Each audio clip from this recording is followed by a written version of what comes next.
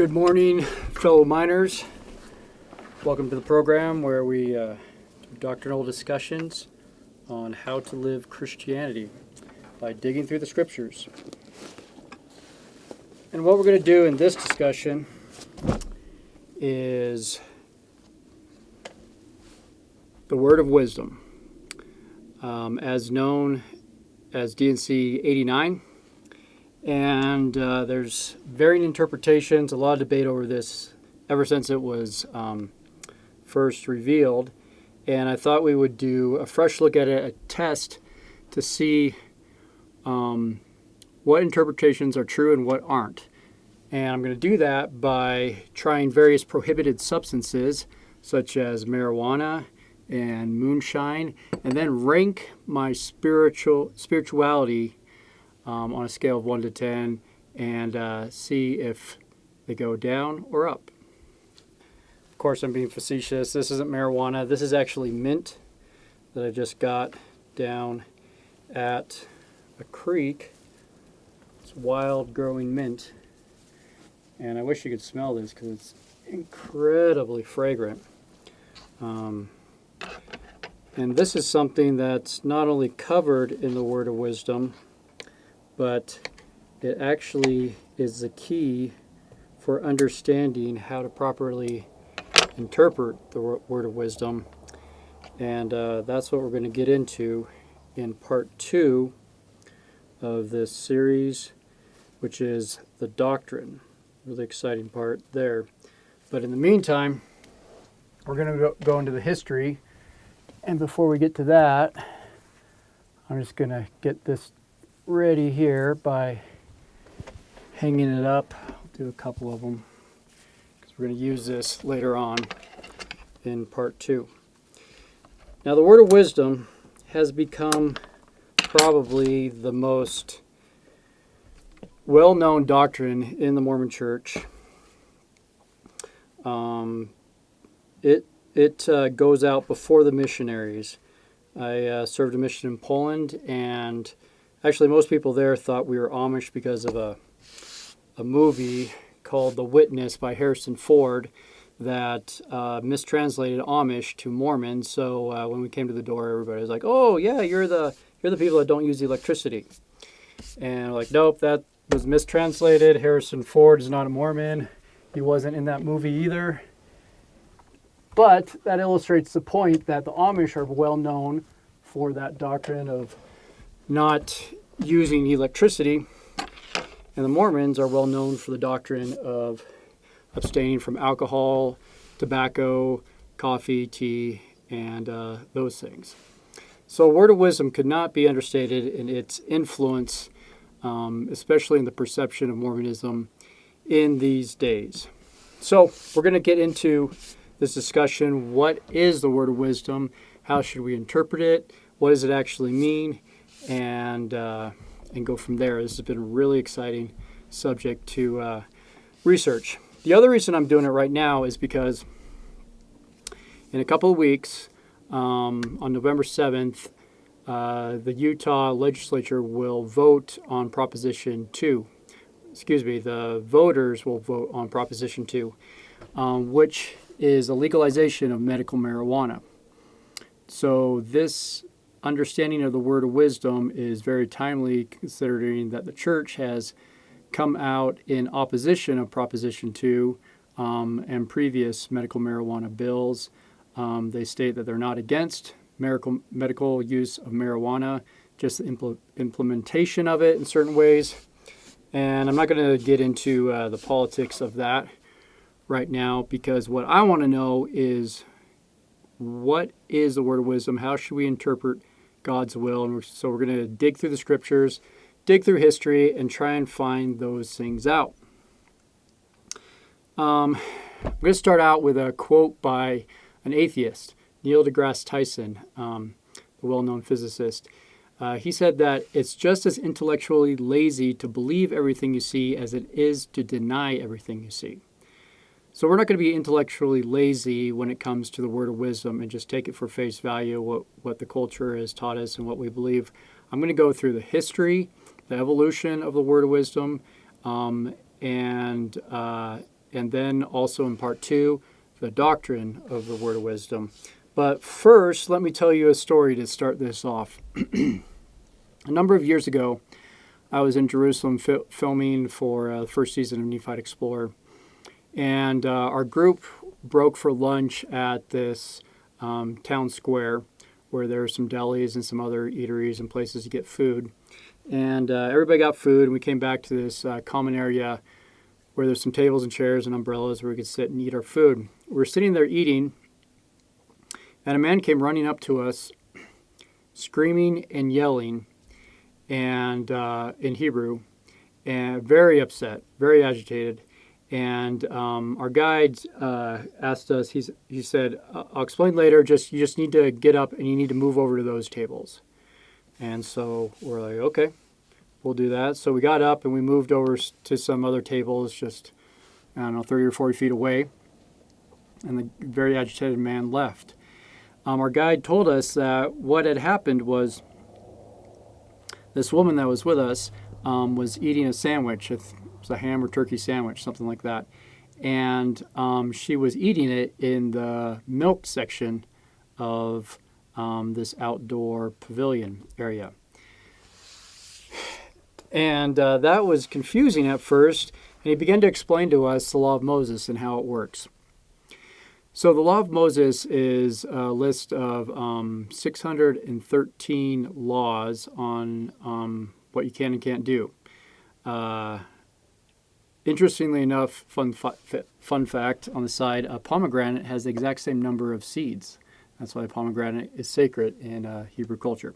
Anyways, in the law of Moses, there is a law that states that baby calf should not be boiled in its mother's milk. Yeah, that sounds pretty bizarre, but that's the law. Well, the rabbis and got a hold of this, and they're looking at it, and they're like, okay, if we don't want to break the law of Moses, then we need to make sure that we don't boil a baby calf, the meat, in its mother's milk. In the Middle East, it's common to boil meat in milk. We do water out west. Anyways, that was their concern, breaking the law of Moses by doing that. So what they did was they said, well, let's just put a fence around that. Let's make sure that we don't accidentally boil baby calf in its mother's milk by just not boiling meat in milk in general.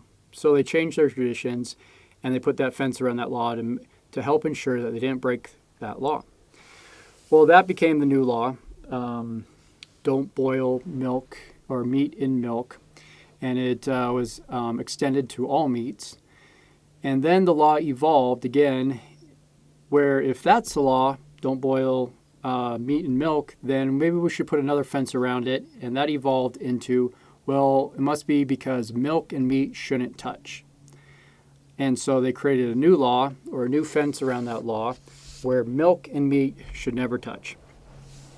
If milk and meat should never touch, that causes some problems because you keep milk and meat in the same refrigerator, and so they created another fence, another law around it that milk and meat should not be in the same refrigerator, just in case something spilled and they touched and broke the law of Moses, as they supposed. So they began practicing separate refrigerators. So the Orthodox Jews have a refrigerator for milk and a refrigerator for meat.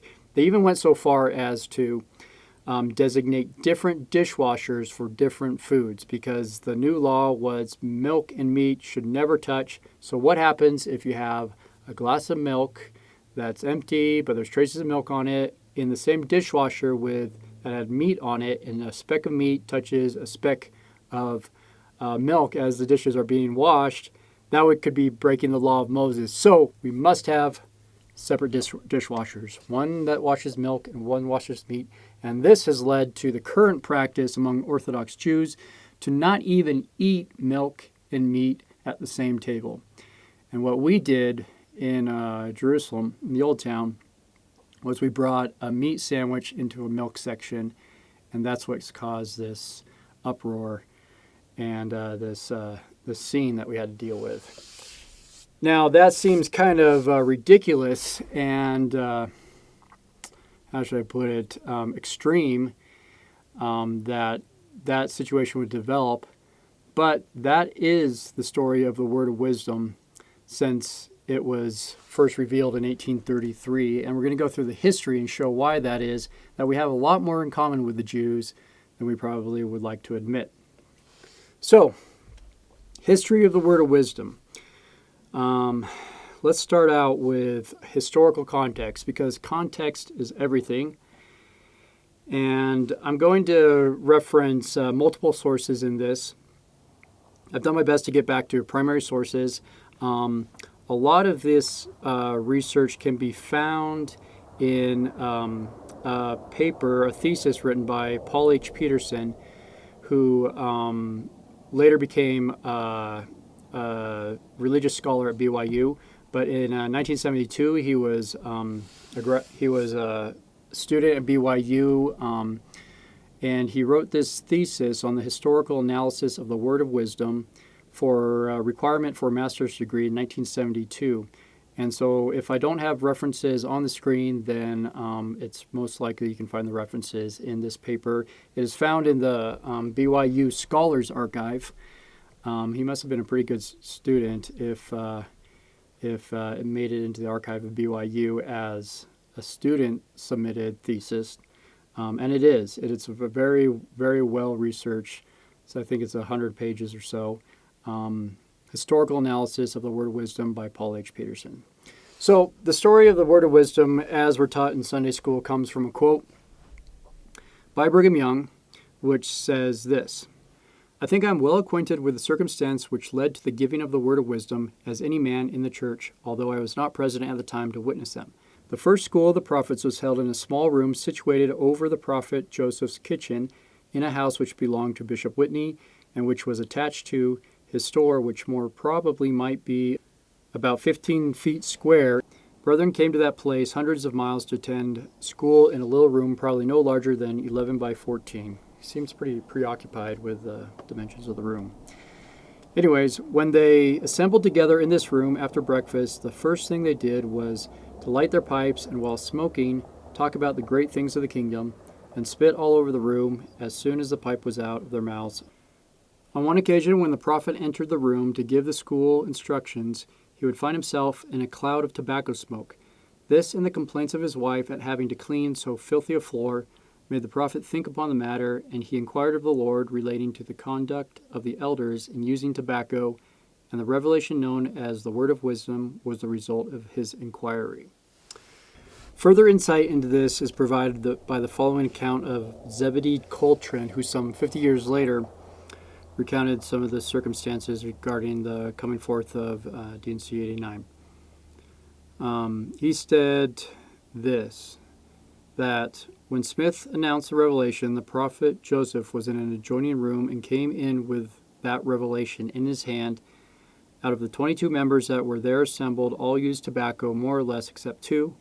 Joseph read the revelation, and when they heard it, they all laid aside the pipes and use of tobacco. Another one who was there and gave an account of the coming forth of the Word of Wisdom was David Whitmer. He had a less revelatory opinion on the coming forth of the Word of Wisdom, but he later apostatized. But his account still shed some light onto the circumstances and is actually kind of funny. He said in 1886, quite a little party of the brethren and sisters being assembled in Smith's home, where some of the men were excessive chewers of the filthy weed, and their disgusting slobbering and spitting caused Mrs. Smith to make the ironical remark that it would be a good thing if a revelation could be had declaring the use of tobacco a sin, and commanding its suppression. The matter was taken up and joked about. One of the brethren suggested that the revelation should also provide for a total abstinence from tea and coffee drinking, intending this as a counter-dig at the sisters. Sure enough, the subject was afterward taken up in dead earnest, and the Word of Wisdom was the result. I don't know how much of that is true or not, but I can see that Emma and some of the brethren going back and forth with a little tongue-in-cheek jabs into the ribs. So let's get into the context of 1830 America on when this was all going on, because there is a lot more to the story than evident, like cleaning up a dirty floor. In 1830 America, their alcohol consumption was a major part of every aspect of society. James Finley, a Methodist revivalist, noted as he rode through Ohio that not only was alcohol used as a disease preventative, but that it was also regarded as a necessary beverage. A house could not be raised, a field of wheat cut down, nor could there be a log rolling, a husking, a quilting, a wedding, or a funeral without the aid of alcohol. This gave rise to the Temperance Movement at the time, which was a response to the alcoholism that was prevalent among frontier America in the 1830s. And the Temperance Movement was well in swing in Ohio in 1830, D&C 89 coming forth in 1833. By 1831, all but 5 states had temperance societies with 2,200 different groups and a membership of 170,000, all tasked with the removal of alcohol from their communities. 2 years later, the stats, by 1833, when the word of wisdom came forth, that number doubled with over 5,000 societies and a membership of 1.2 million. So temperance was was in swing.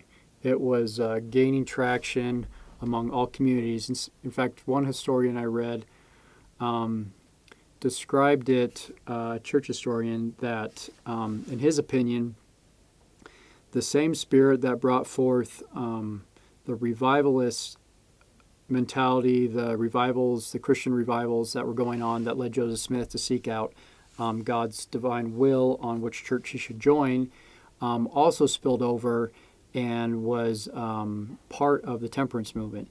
That quite possibly the Spirit of God was returning people's hearts to what was important and seeing this drunkenness and seeing how the Bible denounced drunkenness and the abuse of alcohol.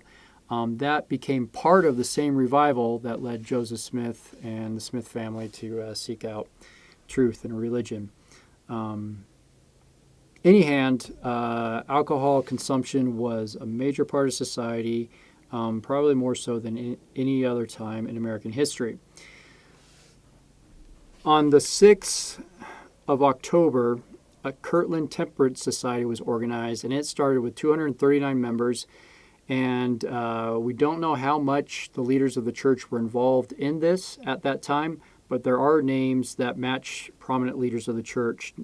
Specifically, there's a George Smith, several Morleys, Wells, Lymans, and these are all names associated with the early history of Mormonism. So if some of the Mormon leaders were not in the Temperance Society, at the very least, their family members were part of it.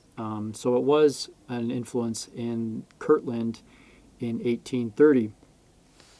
Fast forwarding 3 years, in February of 1833, the Kirtland Distillery, which distilled alcohol beverages, closed. Now, this is interesting because the Word of Wisdom revelation came forth in February 27th of 1833. The Kirtland Distillery closed February 1st of 1833, just a few weeks before, for lack of patronage. So there was already a movement in Kirtland at the time that the Word of Wisdom came forth. It cannot be characterized as a political document meant to move political sentiment among the time, because the sentiment was already off and running, and the Kirtland Distillery had just closed. This movement was characterized also by the fascination with the effects of various substances on the mind and body, which led to various scientific and medical opinions and journals and articles and dissertations on the use of alcohol, tobacco, tea, coffee, and even meat consumption was talked about. However, the temperance movement was only about alcohol. So it's important to understand that there wasn't statewide or nationwide movement to abolish eating meat or coffee, tea, or even tobacco. Wasn't mentioned much at the time. The temperance movement was only about alcohol, and as we know, the Word of Wisdom, D&C 89, goes into many things in addition to alcohol. So I'm not going to get into all the details of D&C 89, but just for context, it starts out by saying this is not a commandment. It is to be received by greeting, not constraint. It advocates the abstinence from alcoholic drinks, hot drinks, tobacco, and it advocates using meat sparingly and only in times of famine or winter, as it's interpreted. But we'll get into more on that. That's a really interesting discussion we're going to get into, because in this thing, we have to watch out for scribes, even in our day, that have changed the original meaning of the word of wisdom, of certain passages in the word of wisdom that I don't know if anybody, I only know one other person that knows about this. We're going to get to that in part 2. You don't want to miss that. It also advocates for using wholesome herbs, fruits. There's no mention of seafood or vegetables, which I find kind of curious, because I really like seafood. I'm glad it's not on the prohibited list.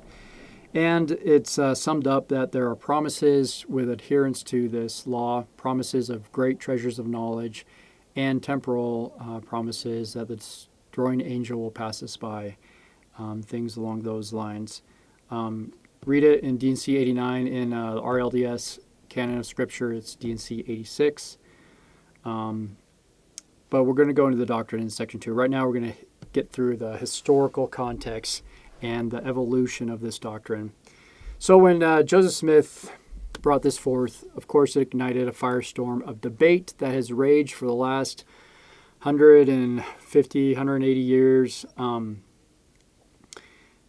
Everybody having a different opinion, including leaders of the church and different presidencies of the church. And the views have been quite contrasted, very dramatic in their contrast on interpretation of the word of wisdom. And we're going to go through the historical record and see how this doctrine was interpreted early on, all the way up to the modern day, and the evolution of this doctrine. And I think you'll see that it feels like a story about the Jews.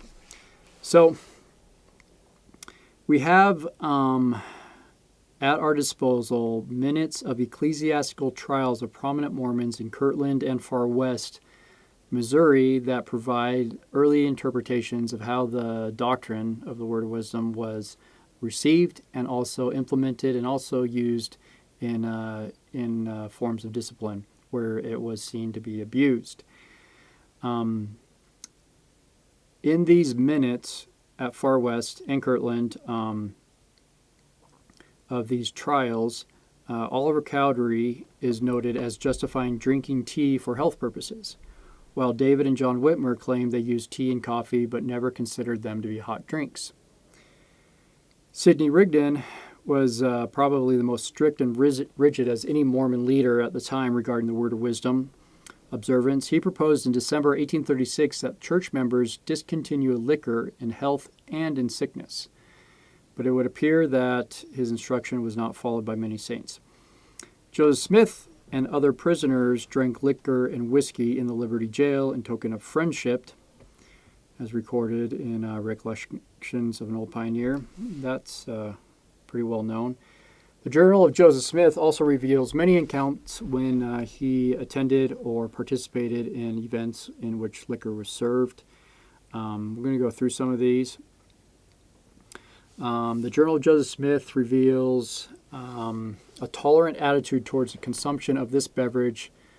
It's particularly noticeable after a wedding feast in January 1836. Joseph wrote in his journal, "We partook of some refreshments, and our hearts were made glad with the fruit of the vine." A week later, at the marriage of John Boynton, Orson Hyde, Luke S. Johnson, and Warren Parrish presented the presidency with 3 servers of glasses filled with wine to bless. Joseph recorded his reaction as follows: "It fell to my lot to attend to this duty, which I cheerfully discharged. It was then passed round in order, then the cake in the same order, and suffice it to say our hearts were made glad while partaking of the bounty of the earth which was presented, until we had taken our fill, and joy filled every bosom." In February 1834, the High Council of the Church resolved that, quote, no official member in this church is worthy to hold an office after having the word of wisdom properly taught him and the official member neglecting to comply or obey it. That's where the controversy comes in. What is proper interpretation? How was it properly taught? And we're going to have to dig really deep to find how that was and how it was viewed. So the debate is total abstinence on one side or moderation. Because the wording in the word of wisdom gives credence to both interpretations. It's not to be received as a commandment, which makes it sound like, well, you should use it in moderation. But those who say if the Lord forbids something, it's a commandment. He doesn't have to say it's a commandment. So this debate, which rages on today, not so much as it did early on, is reflected in the historical record here. So in 1836, we see this with this issue come forth in the Messenger and Advocate, which printed, to answer frequent applications for the advice respecting official members of this church relative to their observance of the word of wisdom. And they printed that no official member of this church is worthy to hold an office after having the word of wisdom properly taught him and the official member neglecting to comply or obey it. They issued this same position in 1837, where they reaffirmed its previous stand and stressed obedience to all of God's commandments. So in this position, it is associating the observance of the word of wisdom with the word commandment. And that's problematic. And we'll see why. So I've been able to trace commandment being associated with the word of wisdom all the way, the earliest recollection or in-print historical record is 1837. It doesn't state explicitly that it's a commandment, but it does say that observance of the word of wisdom is mandatory for official members. And then they just say in kind of like a side note, they stressed obedience to all of God's commandments. And you can read that whole account in Messenger and Advocate, Kirtland, Ohio, November 1836, page 412, 510, and 511. So what about Joseph Smith's view on tobacco? Joseph almost never used tobacco, but it is recorded in one instance in Nauvoo that he tried the faith of the saints by smoking a cigar after having preached a sermon on the word of wisdom. That's recorded by Abraham Cannon. That sounds very interesting, so I tried to find additional sources to verify that rumor and that anecdote, and found Amasa Lyman recorded the same thing. He said in 1838, Joseph Smith made one of his relatively few public utterances on the revelation urging observance, and according to the Far West Record, and according to Amasa Lyman, a member of the First Presidency under Smith, Smith once finished preaching a sermon on the word of wisdom and immediately afterwards rode through the streets smoking a cigar. According to Lyman, it was just one of many instances in which Smith tried the faith of the saints by his peculiarities. A modern commentator on this suggested that Joseph was trying to do this to make sure that the saints placed their faith in the doctrine of the restoration of the gospel and not in him personally. That's speculation, but I could see that. I could see that happening. I just would have loved to have been there to just see the look on Joseph's face as he rode through town, puffing on a big cigar. And what was his motivation behind that? I don't know. Anyways, this seems to have caused some problems because Almon Babbitt was accused before the council of the presidency of not keeping the word of wisdom. Babbitt claimed he had, in his defense, that he had taken the liberty to break the word of wisdom from the example of Joseph Smith, but acknowledged that it was wrong. So what are Hyrum Smith's views? Hyrum was one of the closest persons to Joseph Smith. He said in 1842, and again, hot drinks are not for the body or belly. There are many who wonder what this can mean, whether it refers to tea or coffee or not. I say it does refer to tea and coffee. Now, this is subsequent presidents of the church will refer to this statement from Hyrum Smith for their interpretation of the word of wisdom, specifically hot drinks, in this chain of interpretation that goes from one to another, from presidency to presidency. So we'll refer back to this in the evolution as this goes on. But Hyrum Smith also didn't believe in abstinence toll. He, while preparing a group to travel to Missouri, possibly assuming that the journey would be very rigorous, Hyrum proposed the members of the Kirtland camp not to be particular regarding the word of wisdom, to just give themselves a little bit of leniency. Don't be, Nazis about it, and totally abstain, because they may need some. I don't know if he was referring specifically to coffee, tea, or what's called the whiskey sling, to sustain them into their journey. So he didn't appear to be on the side of abstinence. All charges that were brought in this era of church discipline, when people were found guilty of violating the word of wisdom and either disciplined in some way, there's always an additional charge of covenant breaking or something else. I cannot find a disciplinary action taken which solely identified word of wisdom non-compliance as the source for the accusation. So nobody was charged and convicted and disciplined for breaking the word of wisdom at this time in the 1830s. Apparently by the mid-1830s, it was well understood that hot drinks specifically referred to tea and coffee. In 1833, however, a Sister Brown apostatized from the church, giving as one of her reasons that Joseph Smith's wife, Emma, had offered her some tea after a long and arduous journey. That's recorded in the memoirs of George Albert Smith, currently in the history department of the church, 1839. Apostatized because Emma offered them some tea after a long, arduous journey.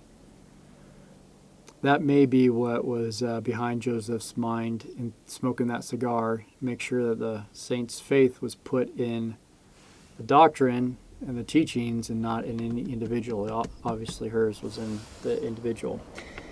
So 1830s moves into 1840s, into the Nauvoo era. And this is a story where, coming out of the 1830s, Joseph, Hyrum, and others were not preaching or advocating total abstinence. Moderation was the interpretation at that time, but that changed once they got to Nauvoo. One agency went to compulsion, but then we'll see it goes back to squarely on the shoulders of agency as the higher principle. We'll get into that. So it first appeared in the Nauvoo City Charter in 1841 in February that it was designated as a dry town. The City Council prohibited liquor by the drink and declared exceptions to this rule punishable by a fine of $25. Joseph Smith was on the City Council. I'm not sure if he was mayor at this time or not. Anyways, in the discussion of the foregoing bill, said the prophet, quote, I spoke at great length in the use of liquors and showed that they were unnecessary and operate as a poison in the stomachs, and that roots and herbs can be found to effect all necessary purposes. The Nauvoo House Charter, written 1 week later, echoed this sentiment, which also prohibited the use or sale of intoxicating beverages on the premises. That's recorded in Times and Seasons in 1841, in February 15th of 1841. On 1st of April on the 6th of April, 1841, the cornerstones of the Nauvoo Temple were laid, and concerning these proceedings, Joseph noted in his journal, "What added greatly to the happiness we experienced is the fact that we heard no obscene language, neither saw we any one intoxicated. Can the same be said of a similar assemblage in any other city in the Union? Thank God that the intoxicating beverage, the bane of humanity in these last days, is becoming a stranger in Nauvoo." So starting off in the Nauvoo era, it was pretty clear that that agency had moved into abstinence, into prohibition, and that was the view of Joseph Smith. But there was a quick, pretty rapid change in his sentiment, because by July of 1841, remember that the Nauvoo City Charter was in February of 1840. By July of 1841, Joseph, while in city council meeting, moved that any person in the city of Nauvoo be at liberty to sell various liquors in any quantity subject to the city ordinances. In the city council the following month, Joseph advocated the repeal of the ordinance licensing merchants, hawkers, taverns, and ordinances, desiring that this might be a free people and enjoy equal rights and privileges.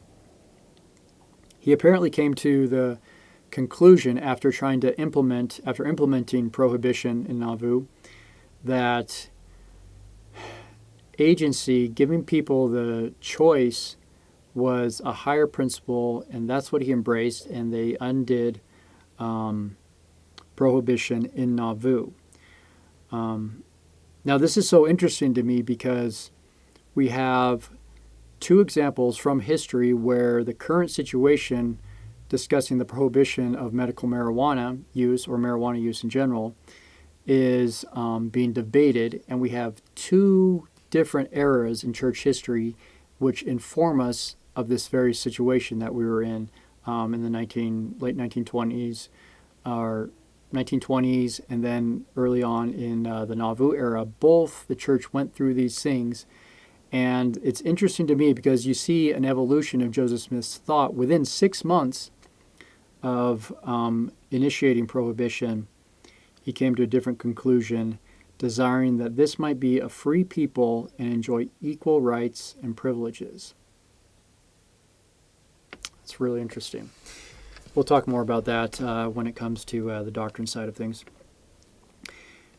While mayor of Nauvoo, at this time, there is an account in which it says this in this book. It may or may not surprise some readers to learn that Joseph Smith, mayor of Nauvoo, with a license to dispense liquor, installed a bar in his Nauvoo mansion, which was used as a hotel. Emma returned to find it there with Porter Rockwell tending the bar. He would be an awesome bartender. If there was ever going to be a Mormon bartender, I'd want Porter Rockwell. He'd have some stories to tell, and he'd bend your ear real good. Emma eventually summoned Joseph to the room and told him that either the bar went or she and the children would. And it did not take Smith long to consider the ultimatum. Emma won the day, and out went the bar. This sounds like a funny anecdotal story, but I actually found corroboration from another source, an RLDS source. The prophet's son recorded that his father in late 1842 was determined to equip and operate a bar in the Nauvoo mansion. Emma's severe protest and other threats soon discouraged the enterprise, however. It's recorded in the Saints Herald, Independence, Missouri, 1935. By 1843, further liberalizations of Nauvoo's liquor ordinances continued and were apparent. In March of that year, Joseph gave Theodore Turley permission to build a brewery by June. Meanwhile, Apostle Heber C. Kimball advised the members of the Lima branch not to nip and tuck at the word of wisdom, but stress the integrity of one's heart. This is also the evolution of Joseph Smith's views on this. You see what was probably going on, if you read between the lines. Prohibition, complete abstinence from these substances led to judgmental thoughts, judgmental actions, because it became a test of righteousness among the saints. And if somebody failed that test, such as Emma with that sister who was offered tea, then the person was deemed wicked or viewed as not obedient to the commandments of God. Anytime you put a line in the sand on something, then there are people who are watching for others to cross that line, and judgment gets passed. Judging somebody else for their weaknesses, regardless of whether they're true or not, is a greater sin than whatever the weakness probably is, as we learn in the New Testament. But I'm getting into the doctrine of it, so we'll get into that later on. But that may be what was behind Joseph Smith's evolution, is understanding once prohibition set in, judgments and finger-pointing set in among the saints. And in addition to letting agency reign supreme, which in the laws of God, agency always reigns supreme, Heber C. Kimball taught and stressed the integrity of one's heart over the observance of the word of wisdom, nipping and tucking, as he said, at those guidelines. In December, the council passed an ordinance that authorized Joseph to sell or give spirits of any quantity as he shall judge to, for the health and comfort or convenience of such travelers, assuming those that were patrons to his hotel, or other persons as shall visit his home from time to time. And by March 1844, Theodore Turley was advertising that he had constantly on hand a supply of ale, beer, and yeast of the best quality for sale, both wholesale and retail, at his brewery in Nauvoo. So, Nauvoo by 1844 was wet. And an ordinance passed in October of 1844 by the Nauvoo City Council enabled anyone who procured a proper license to sell or dispense drinks in less quantity than 1 gallon. People attempting to dispense liquor without a license, however, were to be fined and tried before the mayor.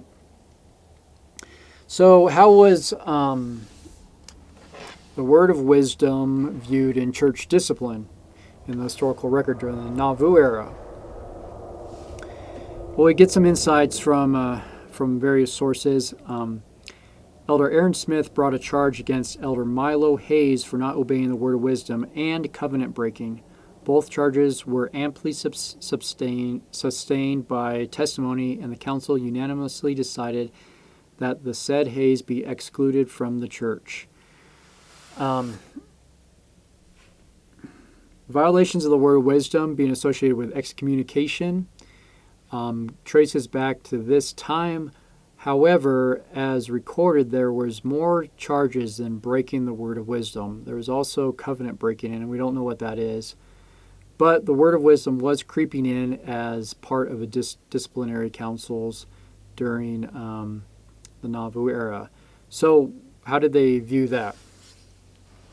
Well, we have some insights on how Joseph Smith viewed discipline in those that were in violation of word of wisdom principles. Here's what was recorded in the Millennial Star in June of 1843. It was reported to me that some of the brethren had been drinking whiskey that day in violation of the word of wisdom. I called the brethren in and investigated the case, and was satisfied that no evil had been done.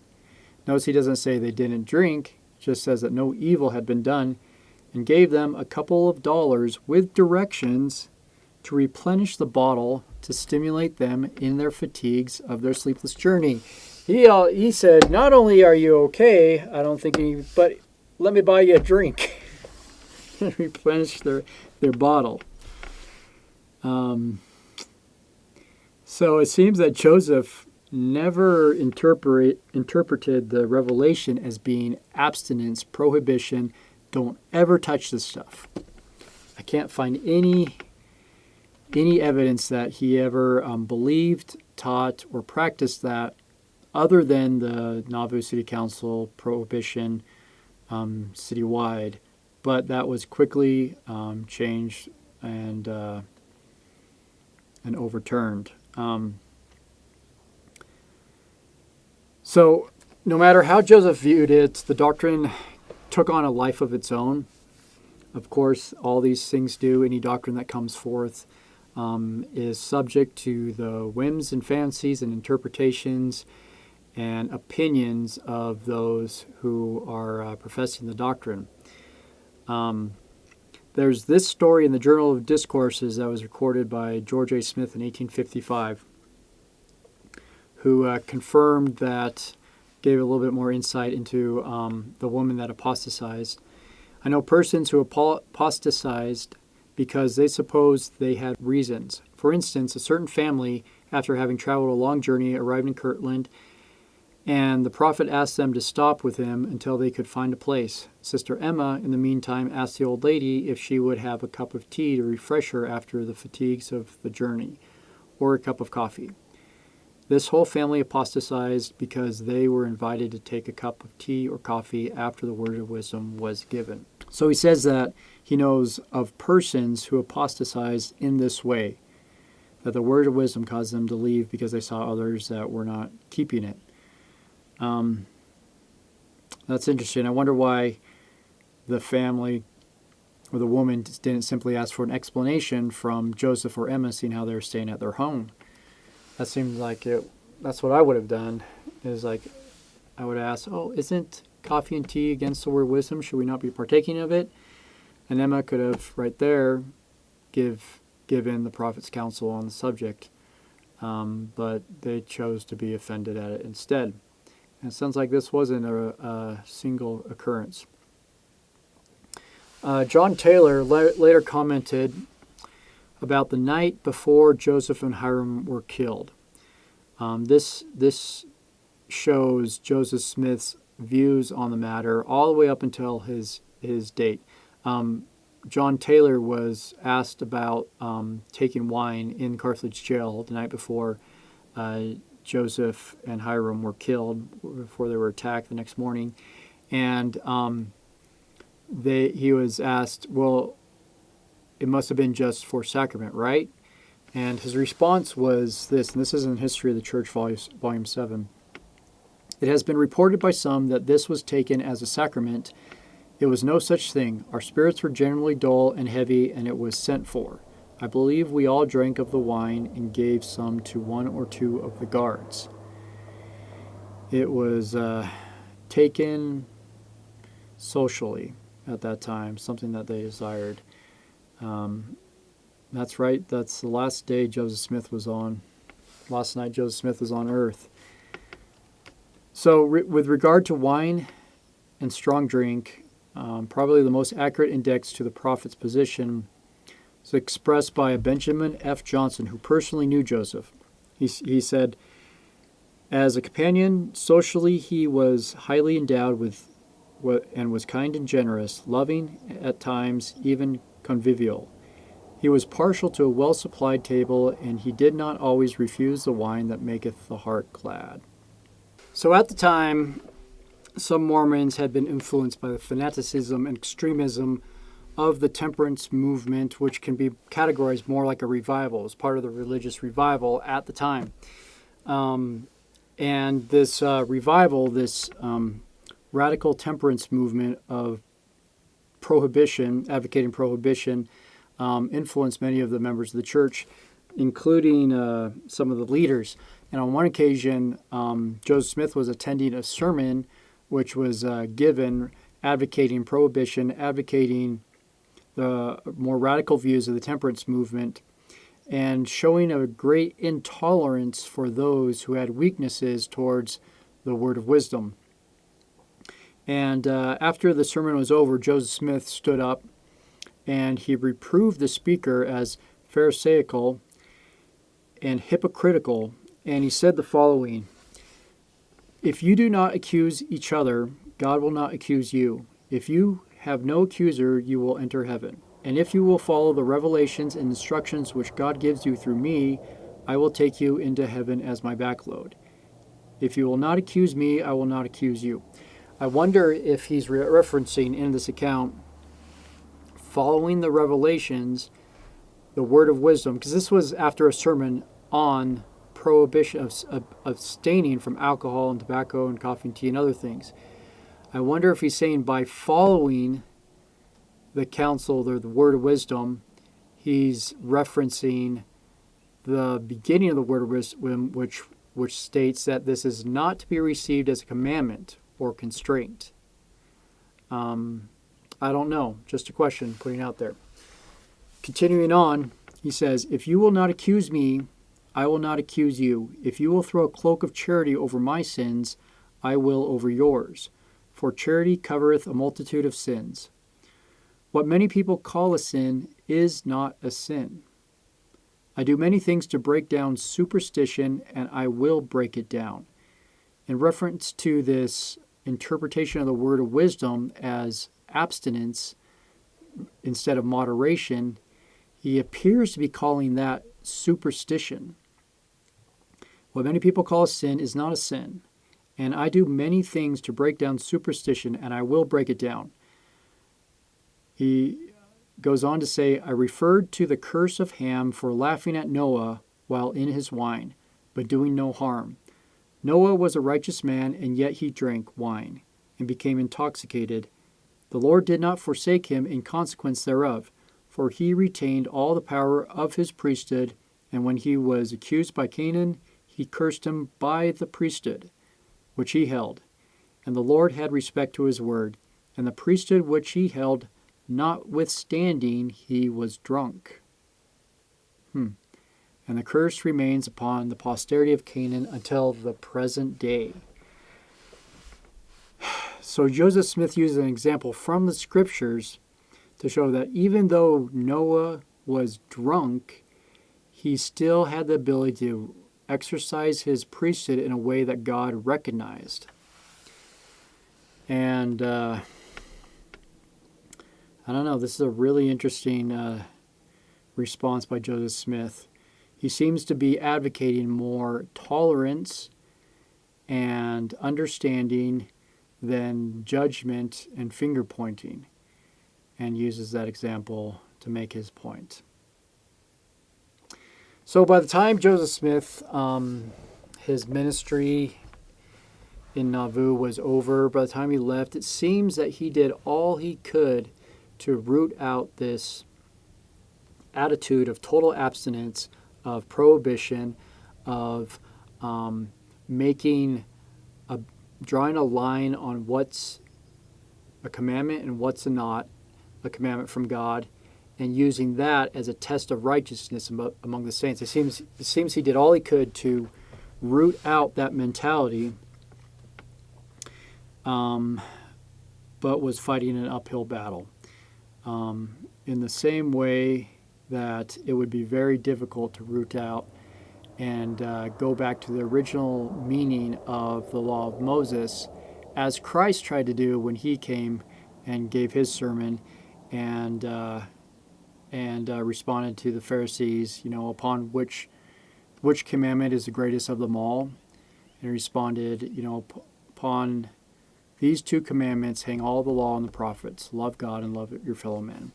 When we make something a law, when we make a line in the sand or put a fence around what's righteous and what's not, that's a recipe for completely missing the point of the entire gospel of Jesus Christ, if I can put it that way. Anyways, as the historical record reads, and you can look into it for yourself, don't believe anything I say, it appears that Joseph Smith was more concerned with the attitudes of the saints in judging each other regarding their views on the word of wisdom than the actual observance of the word of wisdom. And that leads us into the era after Nauvoo. So what was the takeaway from Brigham Young and subsequent leaders of the church when they regrouped and headed to Utah. We get an example from a list of desirable supplies that were to be taken by each family in their trek out west. Printed in the Nauvoo Neighbors, it included this list that identified 1 pound each of tea and coffee and 1 gallon of alcohol to be taken by each family in their wagon trains or hand carts. So we get to Utah territory. We're now into the 1850s. They were characterized by, if I can sum this up, conflicting counsel, opposing views, opposing interpretations, conflicting examples among leaders, and the debate between abstinence versus moderation regarding the word of wisdom continued, and opinions varied depending on who you talk to, when you talk to them, regardless of whether they were in prominent leadership positions or not at the time. An interesting evolution of this, which may have taken place, may have influenced Joseph Smith in his repeal of the alcohol ordinances in Nauvoo, but an interesting evolution is also the economic considerations regarding tobacco and alcohol, which played a prominent role in Utah territory by Brigham Young. So Brigham Young was generally involved in any project that would make money. Obviously, the Saints came out here with only what they had. Poverty was a very big concern. And Brigham Young, you may be shocked to find out that he owned and operated a couple of distilleries in Salt Lake. In fact, he did this while he was on also the Salt Lake City Council, which rented from him for $2,000 a year the use of the distillery from 1861 to 1867. After that time, the city bought liquor from the Howard Distillery, which was jointly owned by Brigham Young and Daniel H. Wells, Wells being the mayor at the time. Young was a member of the city council from 1872 to 1877, and Wells was a mayor from 1866 to 1876. And they were involved in the liquor business. In fact, on June 3rd, 1876, the Deseret News published a grand jury audit of the Salt Lake Corporation's financial records, which included substantial purchases of liquor. City funds paid for liquor for, get this, Pioneer Day celebrations, and also for a party of veterans of the Mormon Battalion. The Deseret News report stated, after completion of the railroad, the city continued to buy liquor from Brigham Young at $4 per gallon, although they could have gotten better states liquor at $1.25 per gallon. That's pretty interesting. Pioneer Day parade, or I don't know if they had a parade, but it's a Pioneer Day celebration, and party for the veterans of the Mormon Battalion. Liquor was flowing at both of those in abundance, apparently. Supplied by Brigham Young, who was president of the church. Now, if you have a problem with Brigham Young owning and operating a distillery, being involved in the liquor business, then you're probably going to freak out when you find out that the church today owns and operates one of the largest cattle ranches in the U.S. And yes, they do butcher the meat for consumption, which is against the word of wisdom by many interpretations. But that's part of the doctrinal discussion we'll get into later on. So Brigham Young obviously had no qualms with the production of alcohol. Now, this caused some confusion because, meanwhile, Heber C. Kimball, who was in the first presidency with Brigham Young was teaching a very different message at the time.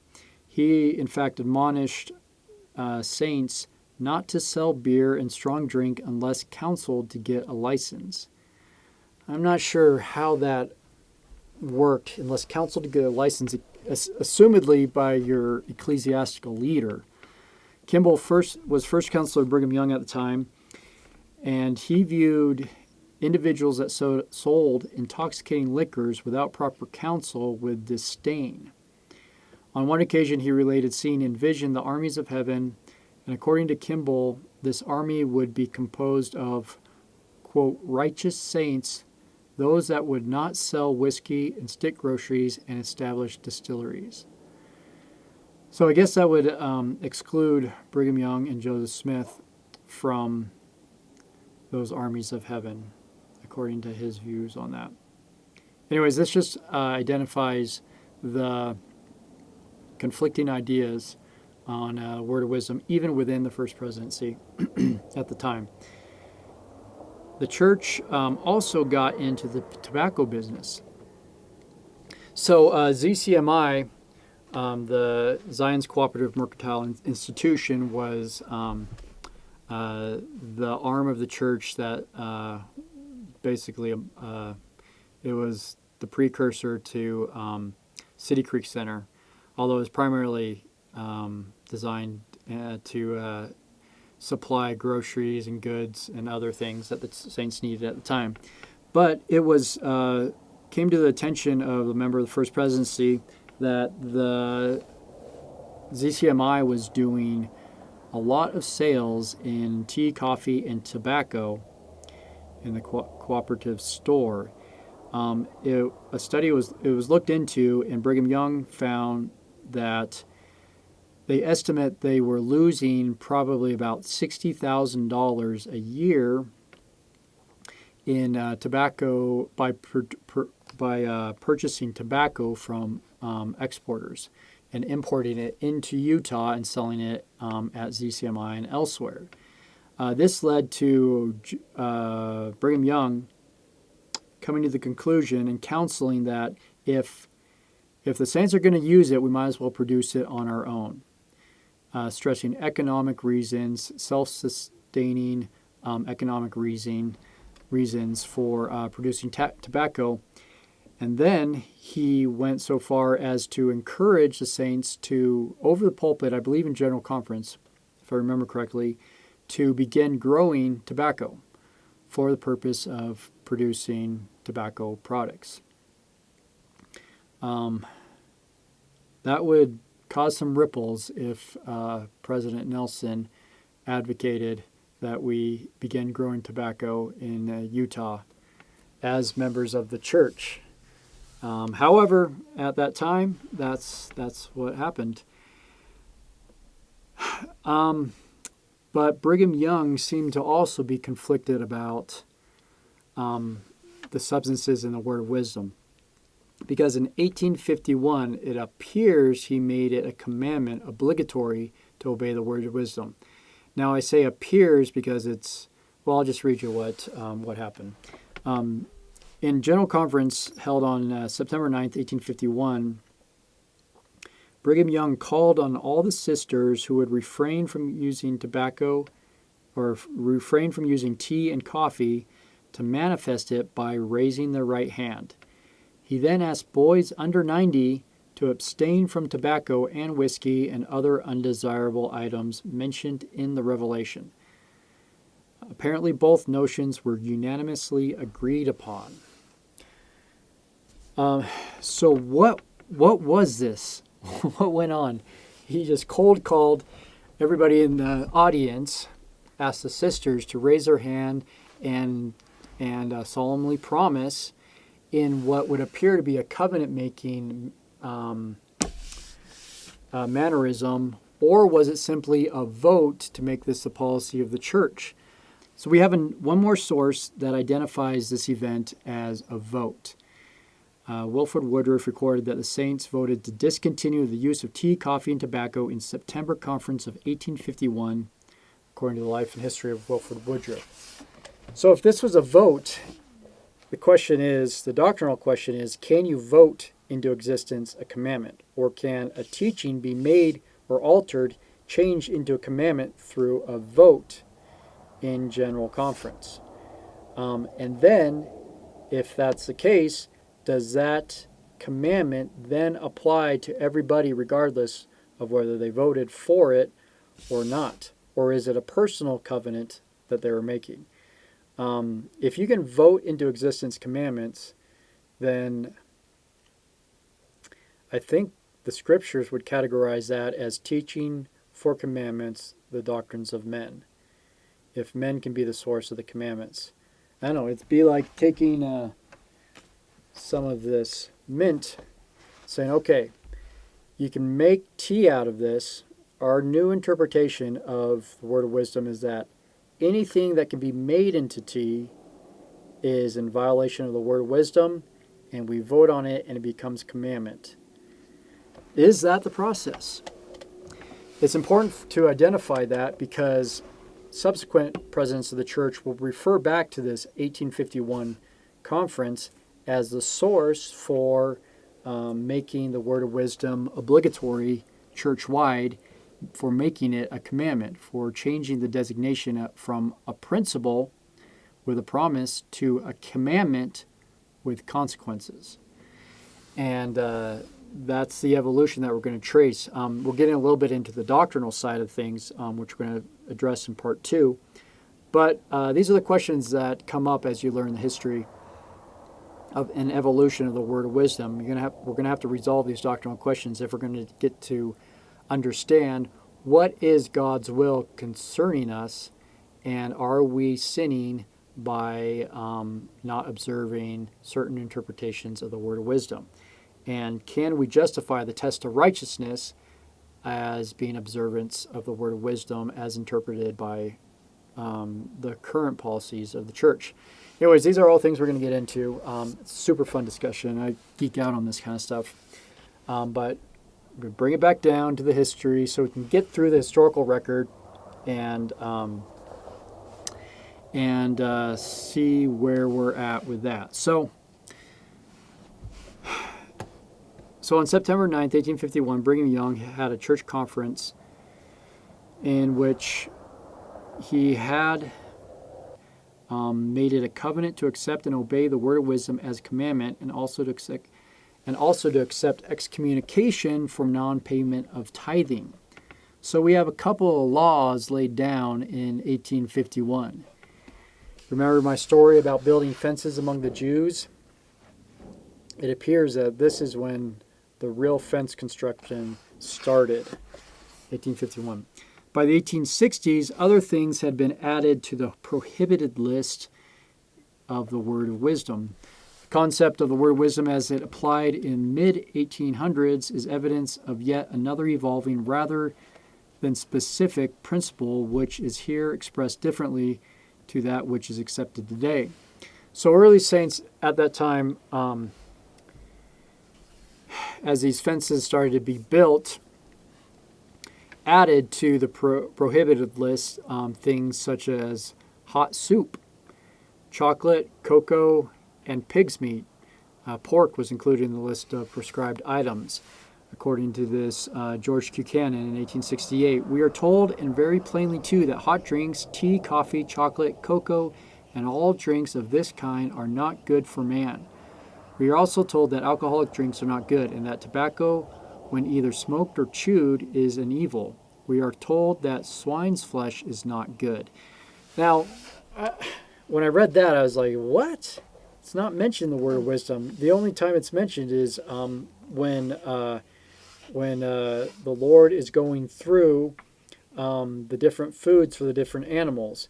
And so I can only assume that they're getting this interpretation from the fact that it mentions beasts are good for the use of man, but swine or pork is not mentioned, and because it's not mentioned, it must be bad. I guess the same could be said for seafood. Because it's not mentioned, it must be bad. But if you take a step back, I just want to say, all right, Brother Cannon, take a step back. how many different kinds of food and substances that can be used as food are there on the earth? Hundreds of thousands. How many substances are mentioned in the word of wisdom? Only a handful. So, because it's not mentioned, why would we ascertain that it must be bad? But that apparently was what the doctrine, according to some, was believed, and George Buchanan was one of them. We are told that swine's flesh is not good and that we should dispense with it, and we are told that flesh of any kind is not suitable to man in the summertime and ought to be eaten sparingly in winter. We must feed our children properly. We must not permit them to drink liquor or hot drinks or hot soups or to use tobacco or other articles that are injurious. Hot soups shows up. Man, I love soup. But you eat soup the same way as hot drinks. So obviously they're going for an interpretation of the word of wisdom that has to do with the temperature of the liquid rather than the substance. This is a debate that still rages today, and I've read varying opinions on that as well. But we're going to stick with the historical record right now and get through this before we dive into the doctrine, which is going to be really fun. So these views apparently varied from generation to generation, and depending on who the audience was, the counsel from leaders of the church varied as well. There's evidence that most leaders of the church did not observe this stricter version of the word of wisdom, as we find in this account by Brigham Young in 1867. You go through the wards in the city and then through the wards in the country and ask the bishops, do you keep the word of wisdom? The reply will be yes, no, not exactly. Do you drink tea? No. Coffee? No. Do you drink whiskey? No. Well, then why do you not observe the word of wisdom? Well, this tobacco, I cannot give it up. And in this he sets an example to every man and to every boy over 10 years of age in his ward. I don't know why 10 years is significant. To nibble at and chew tobacco. You go to another ward, and perhaps the bishop does not chew tobacco nor drink tea nor coffee, but once in a while he takes a little spirits and keeps whiskey in his house, in which he will occasionally indulge. Go to another ward, and perhaps the bishop does not drink whiskey nor chew tobacco, but he cannot give up his tea and coffee. And so it goes through the whole church. Not every bishop indulges in one or more of these habits, but most of them do. I recollect being at a trial not long since where quite a number of bishops had been called in as witnesses, but I could not learn that there was one who did not drink whiskey, and I think that most of them drank tea and coffee. I think that we have some bishops in this city who do not chew tobacco, nor drink liquor, nor tea, nor coffee to excess. If a person is weary, worn out, cast down, fainting, or dying, a brandy sling, a little wine, or a cup of tea is good to revive them. Do not throw these things away and say they must never be used. They are good to be used with judgment, prudence, and discretion. Ask our bishops if they drink tea every day, and in most cases they will tell you they do if they can get it. Oh,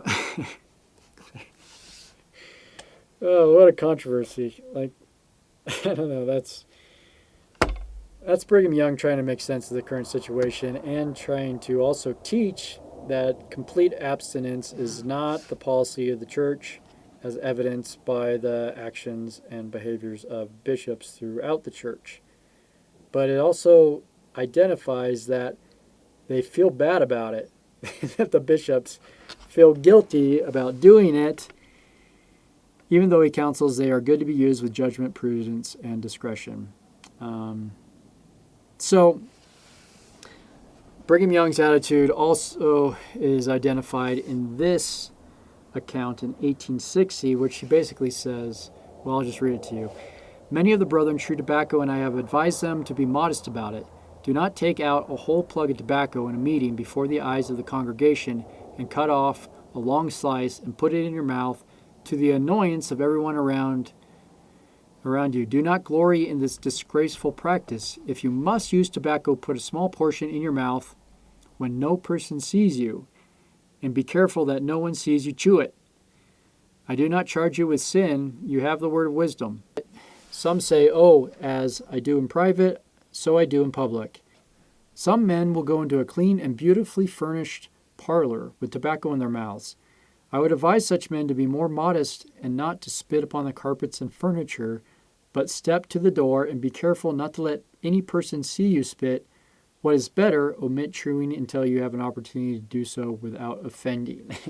Basically, do it. Don't be an a-hole about it, but hide it. If you're going to do it, hide it. That's his counsel. It's kind of bizarre. George A. Smith identifies this that it's kind of a generational thing from the 1850s on through the tenure of Brigham Young and on, where it really became a generational thing, generational interpretation, as identified by this statement from George A. Smith, which says something similar. If the old fogies take a little tobacco, a little whiskey, or a little tea and coffee, we wish you boys to let it alone and let those have it who have been long accustomed to its use. It is far better for these, my brethren, who are young and healthy, to avoid every injurious habit. There are a great many boys here who are in the habit of chewing tobacco. They should stop and take no more. They are better without it. Some may turn round and say, Father, do you think so? Yes, let the old folks have it, but you young smart gentlemen, let it alone. Now, he doesn't invoke the word of wisdom as the reason behind it, but this identifies the issue in understanding the word of wisdom. There's commandments from God that must be observed because they come from God. And then there's wise counsel that can come from church leaders. And we tend to mix the two. Meaning, if it comes from a church leader who's presiding over a congregation of any sort, because they see it, because of their priesthood, it must be the commandment or will of God. And that's not supported in Scripture. I mean, the Scripture you're probably throwing at the screen or talking to me right now is the one that identifies whether by the voice of by me or the voice of my servants, it is the same. Well, that Scripture has been grossly misunderstood and misinterpreted. I should probably do a whole another video on misinterpreted scriptures.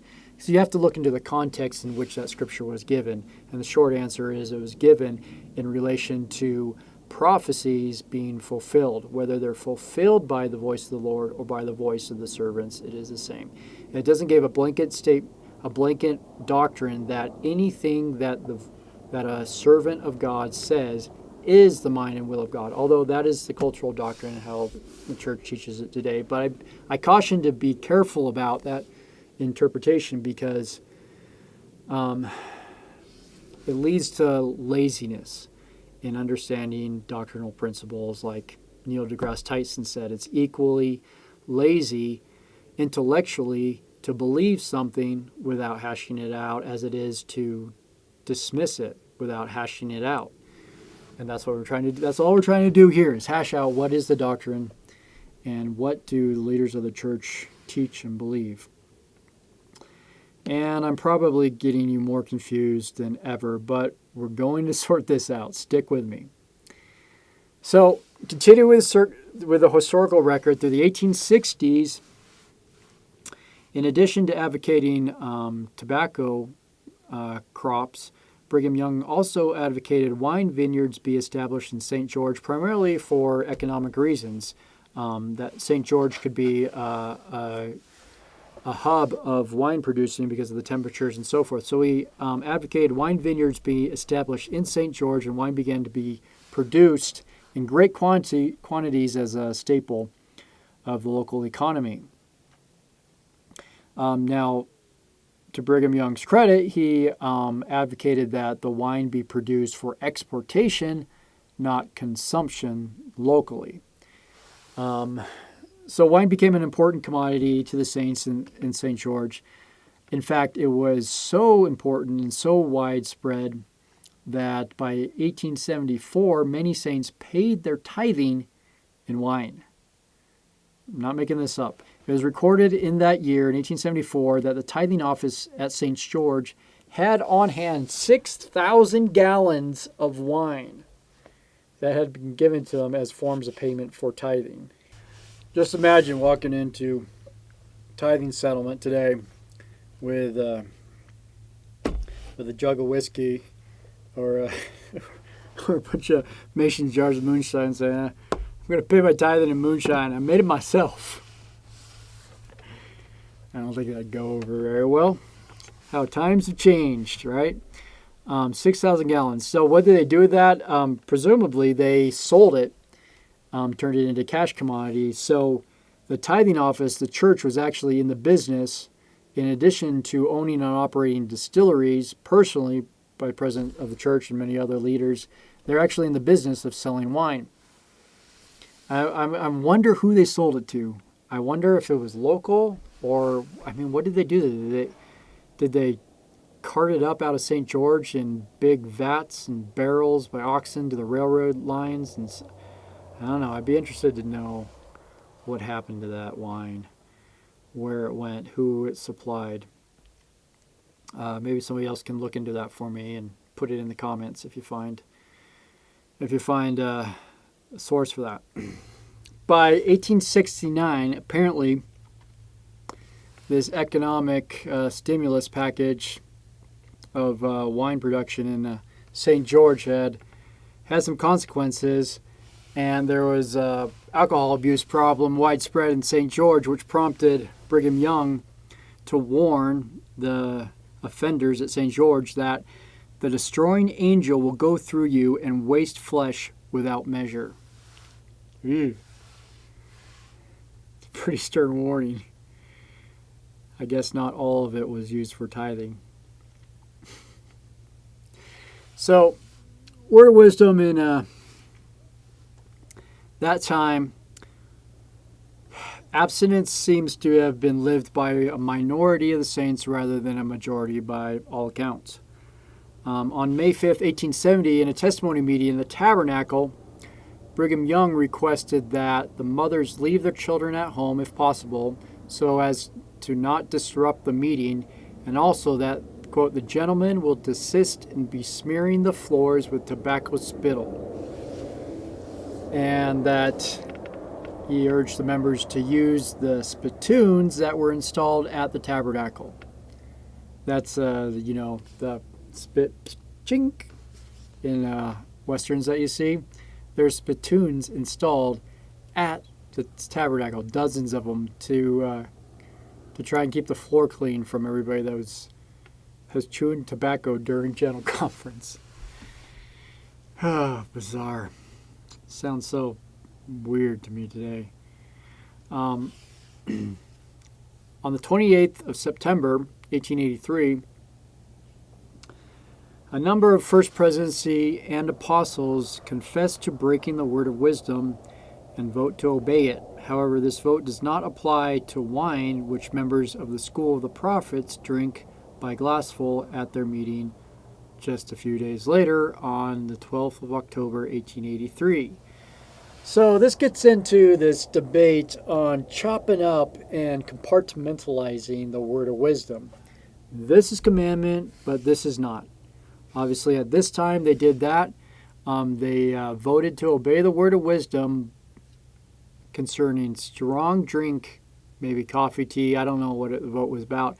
But wine was in a different category. If it's commandment, do you have to accept all of it as commandment, or can you pick and choose what's commandment and what's not? Apparently that's what they were doing back then, and that's really what we've been doing today. In the discussion with grains versus meats, when to eat what and how, that's the debate we'll have in the doctrinal side of it. But apparently that was happening in 1883 also. So we're moving out of the presidency of Brigham Young and then into the presidency of John Taylor. There is an anecdotal account about John Taylor receiving a revelation, making the word of wisdom a commandment. The source for this came from a book by an author named Andrew Carl Larson. and in which he referenced that revelation received by John Taylor on October 13th, 1882, designated the word of wisdom as a commandment. His book is called The Dixie, published in 1961. However, Larson's source and citation for this revelation is read from John Taylor, was explored, and there is reference to John Taylor receiving a personal revelation that recorded in his journal on October 13th, 1882. However, there's no mention of the word of wisdom in it. And so some had tried to track down what was Larson's source for that, and he wasn't able to produce a reference, and said that it was probably found among papers in the St. George Temple but has since been lost. So we can't use that as a data point.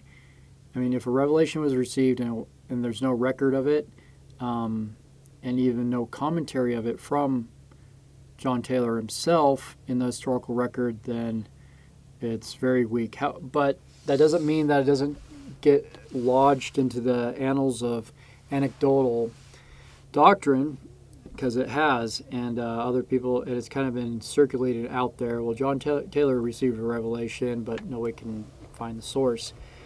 So I got to throw that out, but anecdotes persist.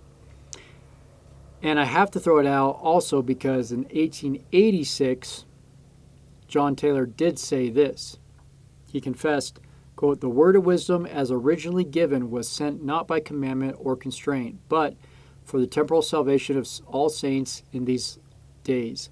No rule has been formulated, nor law proclaimed, nor counsel given since that time, which makes its strict observance necessary to receive ordinances in the temples."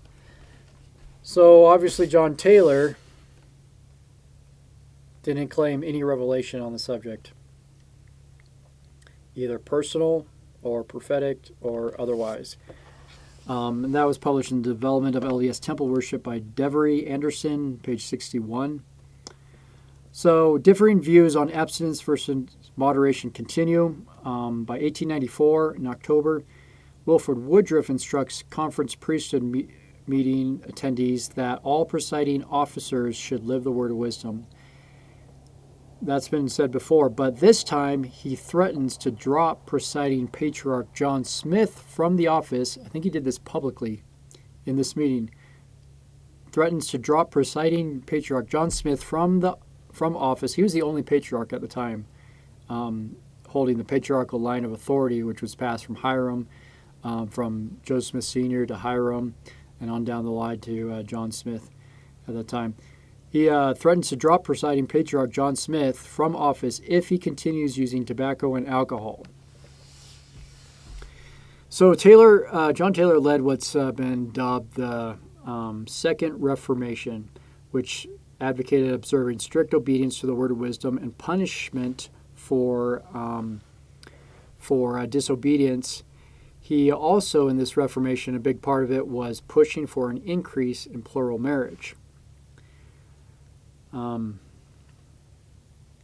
So I tried to find some more evidence of Wilford Woodruff's views on this threatening John Smith, and I found this. In 1883, on September 28th, Wilford Woodruff, who was president to the Quorum of the 12, declared, "I want to say to the First Presidency that we have been together as a quorum since this morning's meeting, except for 1 hour. We have had a free and full talk upon our individual affairs, upon our family matters, upon the word of wisdom, the duties and responsibilities that devolve upon us as apostles, etc.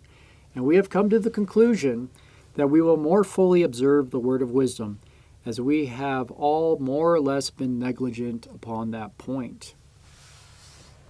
Still an evolving doctrine, or maybe an evolving observance, depending on how you want to look at it. Strict obedience became, at this time, a prerequisite for participating in the newly reorganized School of the Prophets. That same day, President Taylor expressed satisfaction at the zeal of the brethren regarding the word of wisdom and concluded that non-observers were not wanted in the schools. So we start seeing a line here that starts at the top where we're going to omit you from the school of the prophets if you don't follow our interpretation of the word of wisdom and jump on the bandwagon of abstinence and prohibition. President John Taylor also insisted newly called High Council members of the Bannock stake live the word of wisdom. On this occasion, Taylor referred to the revelation as being obligatory on all officers of the church. Wilford Woodruff, President Woodruff, recorded, "I have many good sisters come to me and say, 'President Woodruff, I have been raised on tea and coffee, and if I do not have it, I will be sick. I cannot get along without it, or I will die.' And what I have to say to them? Better die and keep the commandments of the Lord than to live and break them.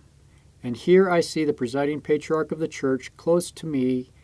If he cannot keep the word of wisdom and the commandments of God, we will have to get another patriarch of the church. If he cannot put away his tobacco and smoking, he better resign if he thinks those things are of greater value than the Holy Spirit. Brother John Smith, you had better resign, or we will get someone who will keep the commandments of the Lord. You better throw away your pipe and liquor habits and keep the commandments of the Lord, or give way to someone who will honor that calling." Wow. Wilford Woodruff draws some hammers on John Smith in that meeting. Oh boy, that tension in that air must have been palpable. Publicly making an example of him. Of publicly humiliating him in that way. The only patriarch at the time. This, in the historical record, unfortunately, it identifies a shift from tolerance to intolerance, absolute intolerance regarding word of wisdom and observance. Okay, so the presidency of Wilford Woodruff, 1889 to 1898. He's going to finish off the 1800s for us. Wilford Woodruff, interestingly enough, in his own journal, recorded in 1897, "I was quite restless all night, felt chilly, took a little brandy, sling, and a cup of coffee, and slept some before daylight until 9 a.m. So I guess he just saw no problem with taking brandy and a cup of coffee when needed on occasion. However, on February 1898, the Deseret Sunday School Union Board suggested that word of wisdom offenders not be selected superintendents and teachers in 29 Mormon Sunday schools. So there's the policy that was coming out of the presidency. In May 1898, the First Presidency and some of the apostles met in the temple to discuss enforcement of the word of wisdom, as it was reported in the Journal of History of the Church. The following: "The subject of the word of wisdom and its strict enforcement was brought up for discussion. President Lorenzo Snow, having raised the question whether bishops were justified in refusing to give members of the church recommends to the temple because they did not observe the word of wisdom. Brother J.H. Smith inquired what was meant by hot drinks. President J.P.F. Smith said it was defined by Hiram Smith in the Times and Seasons, and also that he, Brother Smith, had heard President Brigham Young say that at the time the revelation of the word of wisdom was given, prominent men in the church were inveterate tobacco users and tea and coffee drinkers, and that it was because of those practices that the word of wisdom was given. President Lorenzo Snow read the revelation on the word of wisdom and drew special attention to that part which relates to the use of meats, which he considered as that which relates to the use of liquors and hot drinks. He also referred to the revelation which says that he that forbids the use of meat is not of God. He went on to state that President Taylor had expressed the view that some of the brethren talked too strongly against the drinking of tea and coffee. Brother Snow said he was convinced that the killing of animals when unnecessary was wrong and sinful, and that it was not right to neglect one part of the word of wisdom and be too strenuous in regard to other parts. President Woodruff said he regarded the word of wisdom in its entirety as given of the Lord for the Latter-day Saints to observe, but he did not think that bishops should withhold recommends from persons who did not adhere strictly to it. So here we have in these minutes from the Quorum of the 12 in 1898, nobody knows exactly how it should be interpreted. There's varying opinions all over the place. Yeah, I don't know what to think about that. That's just interesting. So Lorenzo Snow picks up where Wilford Woodruff left off. He was the president of the church from 1898 to 1901 for a short time. His tenure, we have a few things to go off of. President Joseph F. Smith in 1901 stressed that tea and coffee were to be interpreted as hot drinks, not peppers, ginger, and other such things which people were referring to in rationalizing their drinking of tea and coffee. So the temple recommended question is what keeps coming up because people want to identify what is a sin and what isn't. And they keep trying to build a fence around these things. So in October 1902, the Mormon leader Joseph F. Smith wrote John Hess, a stake president in Farmington, Utah, in answer to an inquiry regarding the granting of recommends to church members who did not observe the word of wisdom. President Smith advised Hess to first, use his own discretion in most cases. Second, refuse recommends to flagrant violators. 3, work with those having weaknesses. 4, be somewhat liberal with very old men who had contracted the tobacco habit, but insist that they refrain from using tobacco those days that they are in the temple. 5, draw the line on drunkenness.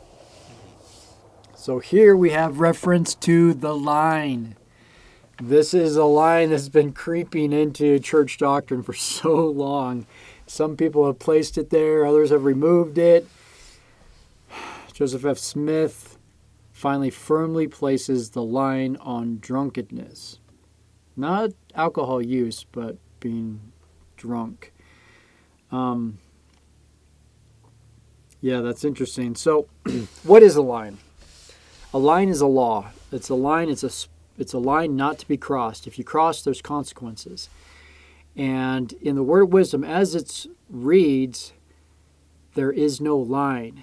The line has to be superimposed upon it by policy from others outside Joseph Smith who received it. We'll talk more about that later, whether the word of wisdom is a principle or a commandment, where there's a line, because if there's a line, there's a law. If there's a law, there's a consequence, there's a violation and sin, and all that introduces into the word of wisdom if there's a line. If it's a principle, then it's a completely different story, a completely different situation. Getting back to the historical record, though, on 1st of February 1901, the First Presidency, in consequence of this understanding or interpretation of the word wisdom, decided to suspend a 10-year policy allowing the sale of alcohol at Saltaire. Saltaire is, it got burnt down, a big, not amusement park, but an event center sort of thing out on the Salt Lake. I mean, people would take a train out there and go out swimming and dancing and all sorts of stuff. It was owned by the church. During a meeting on 11th of July, 1901, consideration was given as to whether they should continue to sell beer at Saltaire or whether stopping would invade the rights of the old saints who would go there and smoke their pipes and drink alcohol. They talked of the revelation speaking of barley for mild drinks. This is a really interesting part of D&C 89, advocating making and using mild drinks from barley, which is beer.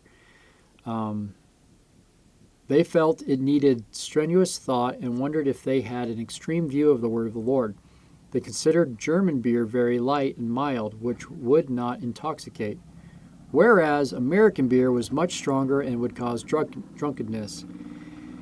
Eventually, they agreed Danish beer was not harmful or in violation of the word of wisdom, and released an official statement to the effect.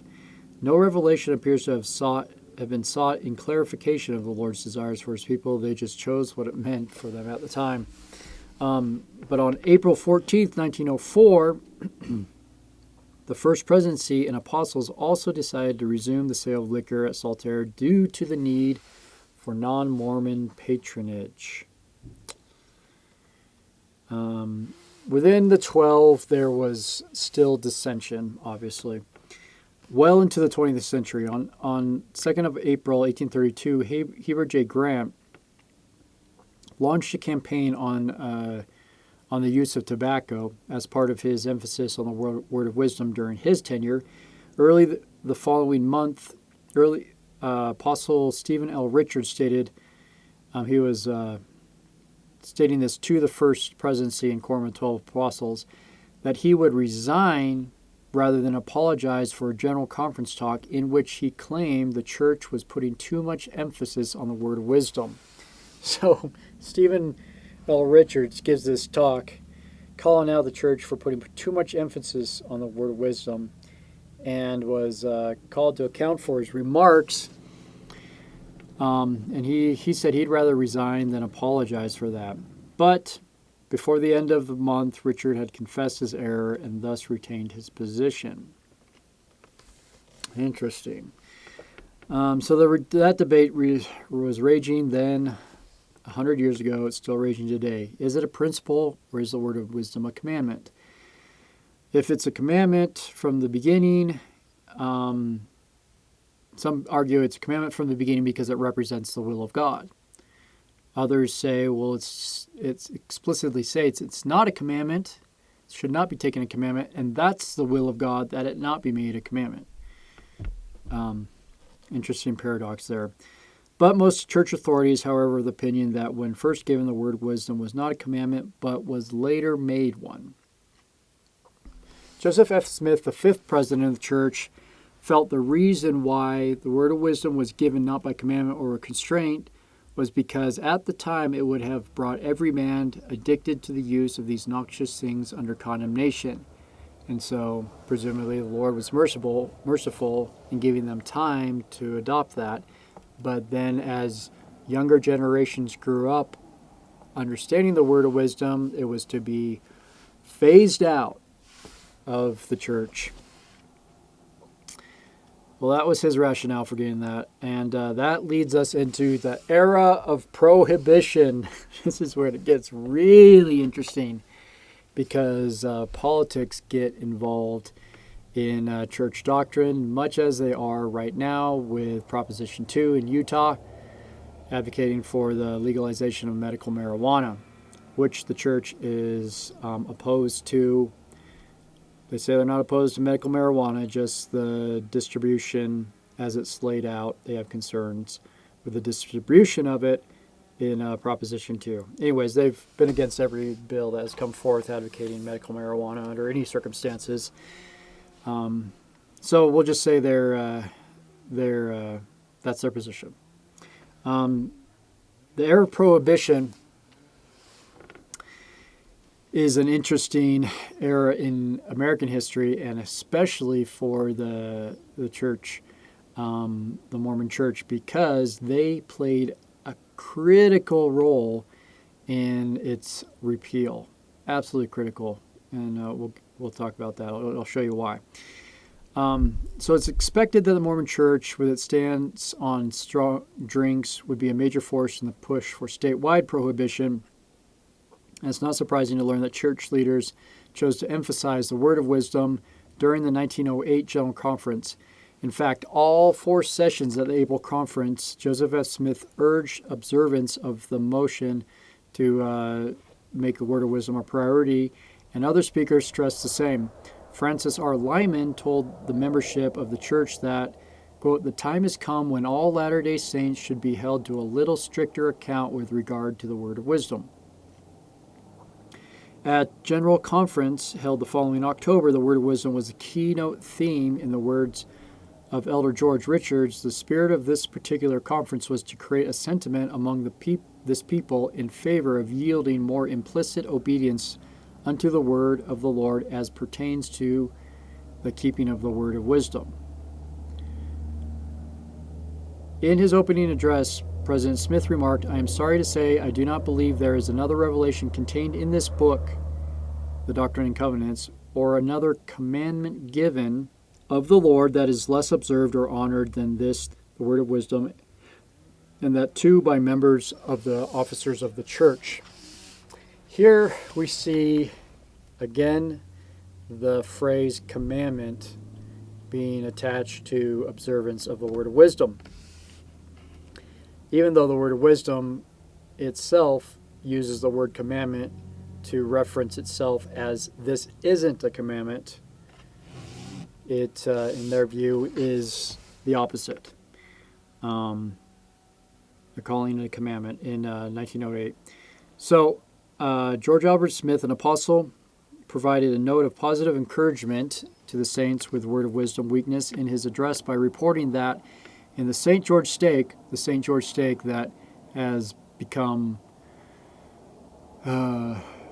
rampant with alcohol abuse because they got just wine flowing everywhere. It's flowing down Zion Canyon, the Virgin River, and flooding the city. It's everywhere. George Albert Smith, in his address, reported that the St. George stake, all members of the stake presidency, high council, and ward bishopric, with 2 exceptions, were living the word of wisdom.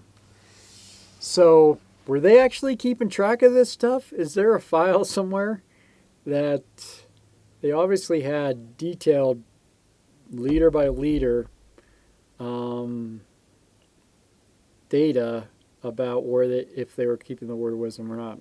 Maybe it just came up. I don't know. I wonder how they got that information. But apparently so. Apparently they were living it. In 1913, the First Presidency instructed President Morris of the Salt Lake Stake not to call or recommend young men for missions unless they observe the word of wisdom. So we have the words of wisdom becoming a commandment at the leadership level, officer of the church. Now it's seeping into temple recommend, a test of righteousness for temple recommend interviews, with the line being drawn as at drunkenness. And then it's now being applied to mission calls by 1913. See, this is an evolution of a law. In 1915, prohibition laws came to the state legislature in Utah. And surprisingly, Governor Spry at the time, who was an active Mormon, vetoed the Wanton Bill, thus killing any hope for prohibition at that time. But 2 years later, when President Smith was a supporter of prohibition, and in 1917 it came to fruition, the leaders of the church during his administration advocated for strict obedience to the word of wisdom among membership. And soon the word of wisdom obedience would be, to many outsiders, the most distinguishing characteristic of the Mormon people from this time forward.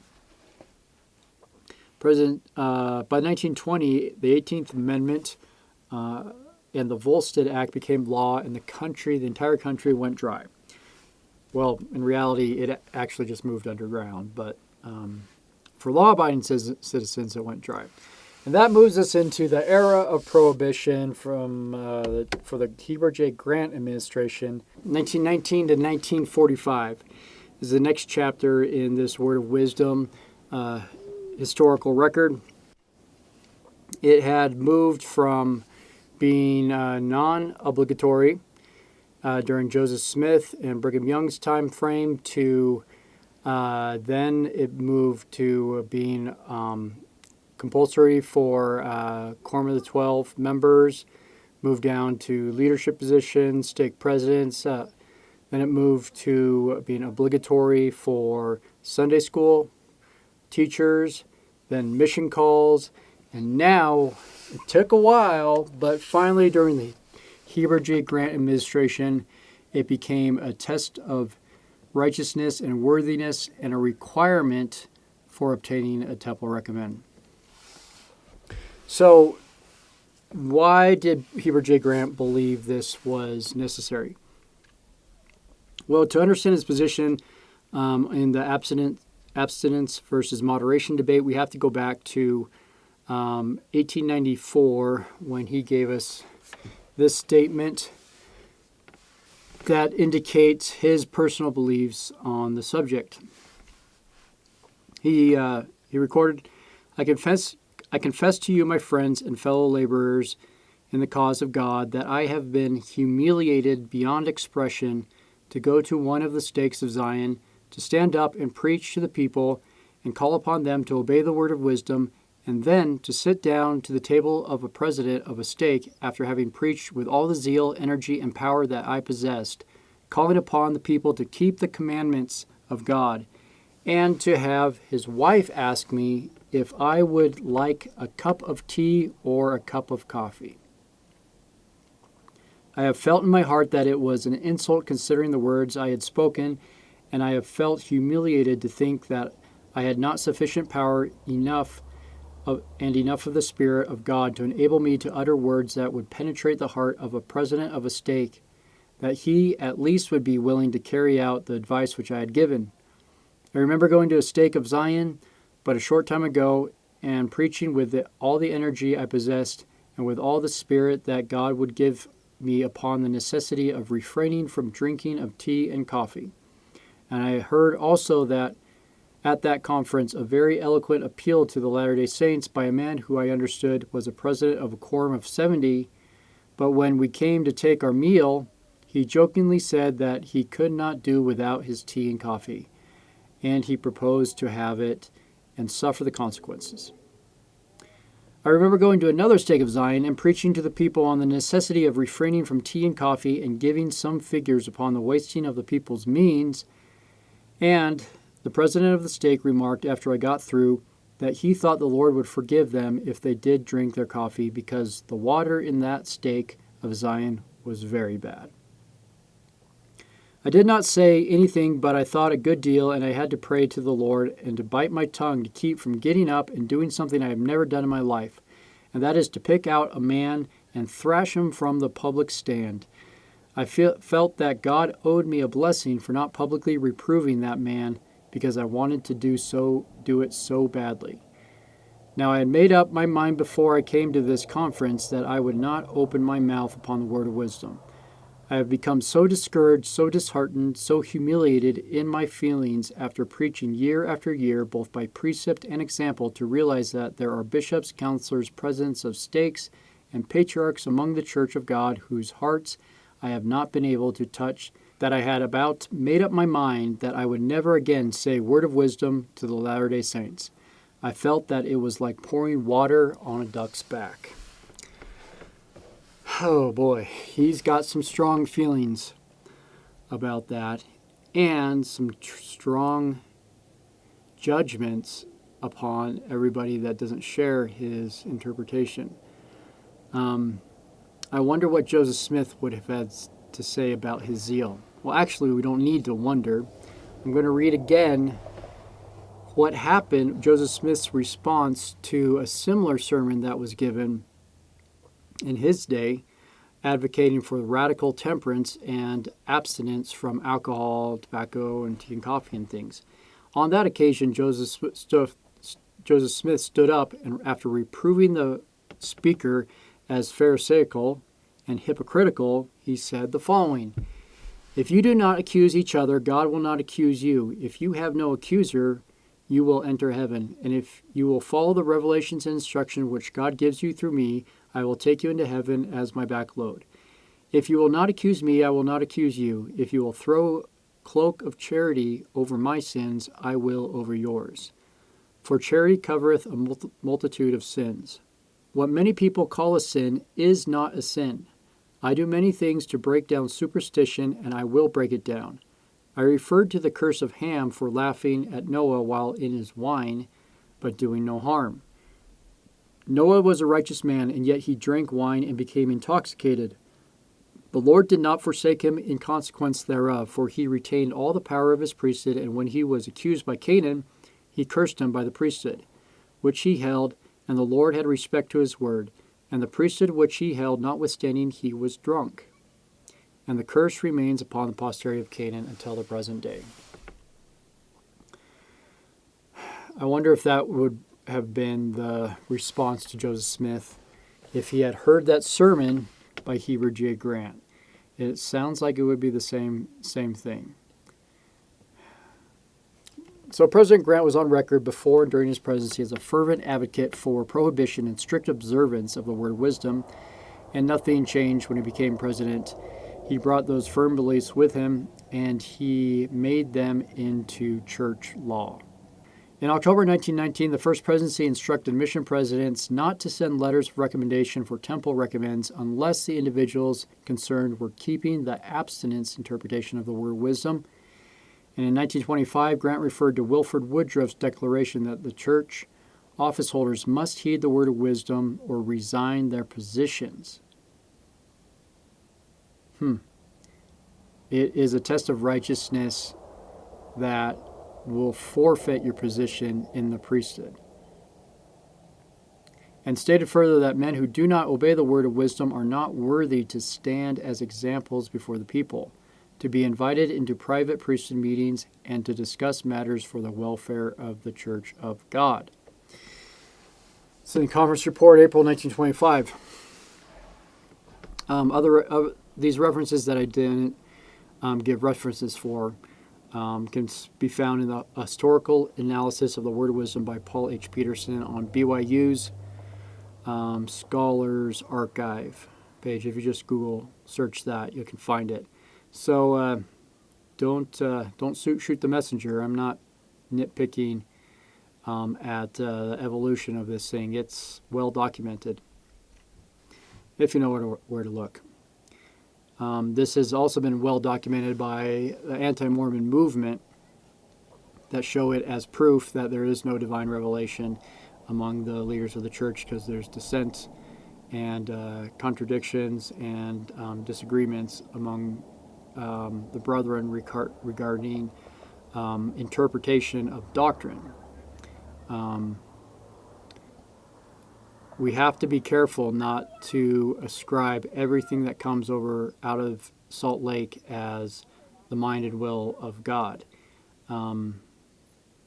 Every individual that has ever been a leader of the church has their own opinions and beliefs that may or may not be true or may evolve, as in the case of Joseph Smith, with further light and understanding as they individually progress in the gospel of Jesus Christ. And if we condemn leaders of the church for being ignorant on any given subject, or for misinterpreting it, or for teaching something that's false, then how much more will God be condemning us for our individual misinterpretations, misunderstandings, and false beliefs?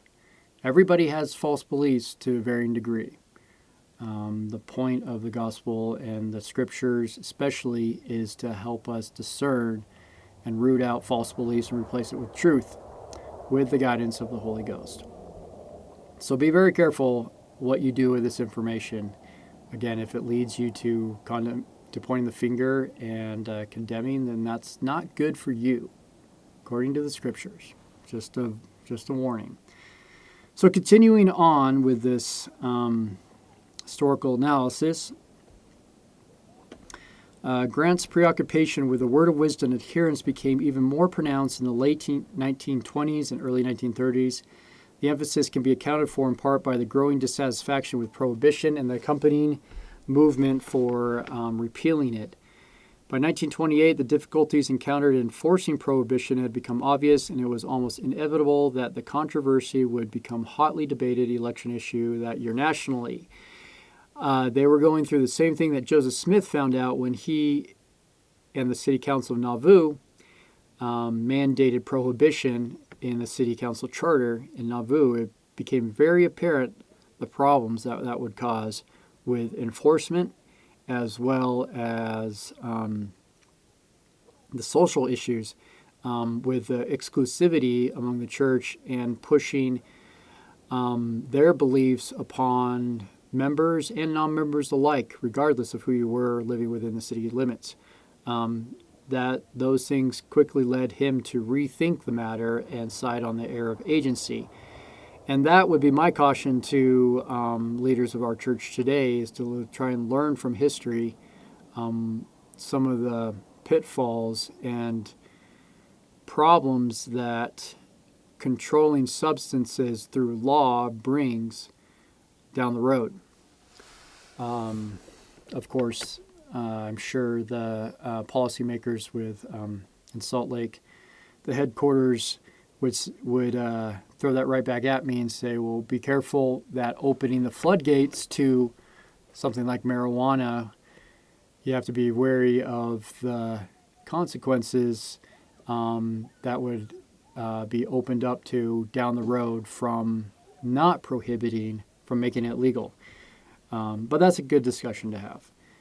Anyways, from history, there's two evidences of our church going through this during Joseph Smith's time and then during Heber J. Grant's time. So it was expected that Mormon leaders at the time, when the repeal movement was moving forth, they opposed repeal sentiment, although not all general authorities were completely united on the repeal question. B.H. Roberts, for one, was a notable exception and a vocal dissenter. At the 1932 October General Conference, Lyman and Joseph F. Merrill urged the saints to support prohibition, just like the church is doing today with an email they sent out a couple weeks ago. My wife got it, and I think a lot of people got it, urging Latter-day Saints to vote and to not support the Proposition 2 measure. So that's why this historical analysis is important. Let's see what happened with prohibition in the 1930s. By November 1932, repeal and anti-repeal groups banded together for a final concerted effort in behalf of the respective cause. The 5 Latter-day Saint auxiliaries were among the dry organizations. The church's newspaper, the Deseret News, and its most widely circulated magazine, The Improvement Era, strongly supported retention of prohibition, and the frequency of anti-repeal utterances from Grant and leading officials increased. As voting time neared with the completion of the November 7 ballot, the 18th Amendment and the state of prohibition was sealed as Utahns voted for repeal by a considerable margin. Grant was very disappointed. I heard one historian just recently talk about how this was absolutely devastating to Heber J. Grant, that the Utah State Saints would vote for repeal after all of their counsel and all of their urging. Now, an interesting side note is, I guess it's not a side note, it's a front note, is that Utah was the 36th state to vote in favor of repeal of prohibition. That was the deciding vote to make it a nationwide law, or repeal the nationwide law. Utah held the deciding vote, and after all the urging of the church leaders, the people voted to repeal it. Had they not done that, who knows, prohibition may have been in effect to this day. And it may have saved countless lives in drunk driving. It may have saved countless lives that were lost to alcohol abuse and domestic violence.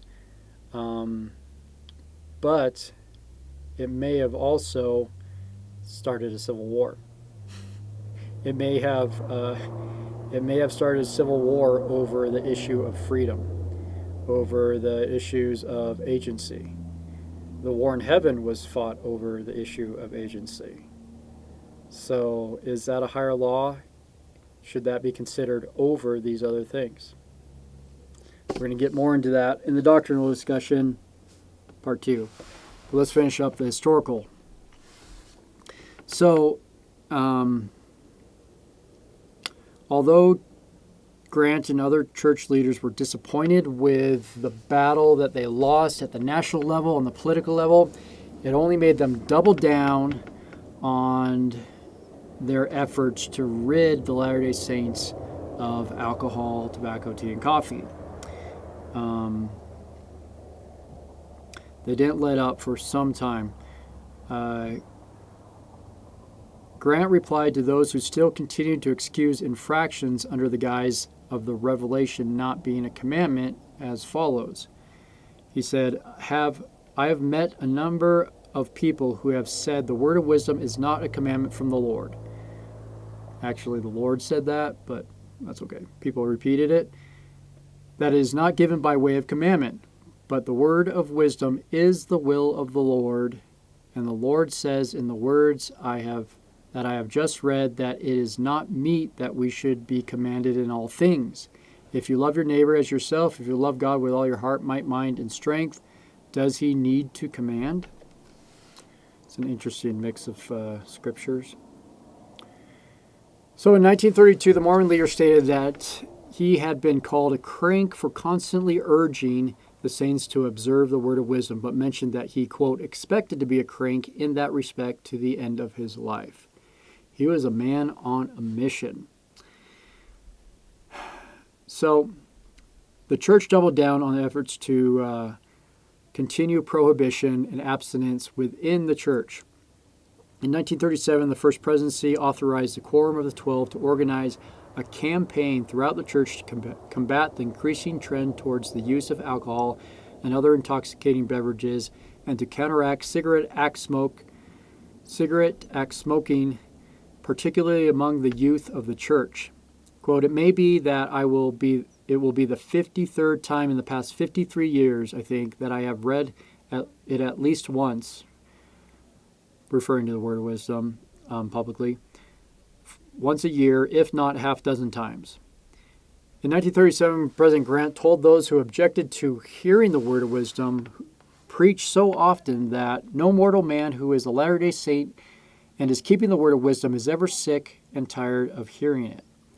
The greatest concentration of emphasis on the word of wisdom in the history of the church came during the late 30s and early 40s. This is during the era of World War II, interestingly enough, that they'd stress word of wisdom. During this period, the church expended considerable effort to promote it through all means possible. And in May 1936, the first Word of Wisdom Review, a monthly presentation of information on the Word of Wisdom, appeared in the Improvement era. This was to be the most thorough and complete anti-liquor tobacco crusade ever undertaken in the church. In conjunction with the campaign, an anti-liquor tobacco column became a regular feature in the Improvement era, and in February 1941, the column appeared monthly all the way through 52. The No Liquor Tobacco section informed readers of contemporary scientific developments which substantiated the Mormon position on tobacco and liquor, provided testimonials from noted individuals who felt abstinence contributed to their success as athletes, pilots, scholars, and continually reminded Mormons of the blessing both temporal and spiritual which were predicated upon the word of wisdom observance, or as it was taught, partial observance, since certain parts were to be observed and certain parts weren't important to observe. Just putting those parentheses in there to keep things clear, if you can call it clear. Among the most influential literary efforts associated with the Word of Wisdom have been publications of John A. and Leah D. Woodstow and their extensive thesis, The Word of Wisdom, A Modern Interpretation. They claimed that the latest nutritional developments confirmed the Word of Wisdom truths and suggested that individuals would experience health improvement or recovery by following the precepts outlined in the Revelation. That work, building upon scientific thought of the time, was used as the Melchizedek priesthood study course in 1938. In 1956, Joseph Fielding Smith wrote a reply to the question, "Has the word of wisdom ever been presented to the church as a commandment?" Boom! Good question. Making it observance obligatory in the church. Elder Smith, in 1956, stated the simple answer to this question is yes. Such has been given and repeated on several occasions on September 9th, 1851. President Brigham Young stated that the members of the church had had sufficient time to be taught the import of this revelation and that henceforth it was to be considered a divine commandment. This was first to put to vote before the male members of the congregation and then before the women, and by unanimous vote was accepted. So, 1956, over 100 years after Brigham Young in General Conference said, "Hey, all you women that will refrain from coffee and tea, raise your hand. And all you men that will refrain from alcohol and tobacco, raise your hand." That apparently, according to Joseph Fielding Smith, was a vote that made a commandment. That is interesting. 100 years later.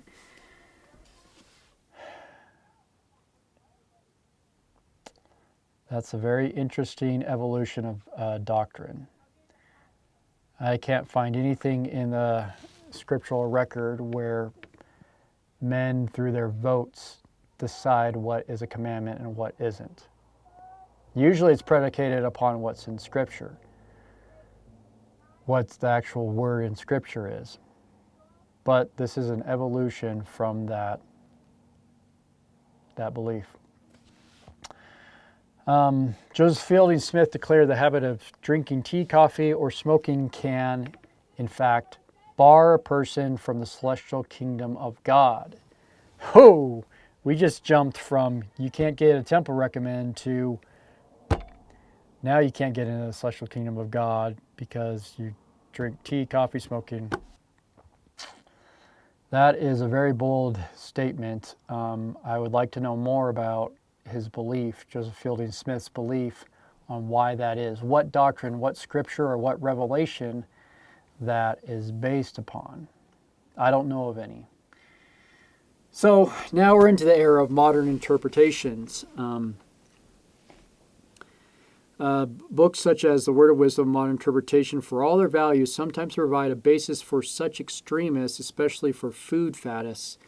And some individuals have claimed that true observance of the Word of Wisdom precludes white sugar, chocolate candy, etc. And this has been manifested on several occasions. One such is an example of a mission president, Joseph F. Merrill, in 1934, stated that some saints in his area suggested a fellow member be disfellowshipped because he ate white bread.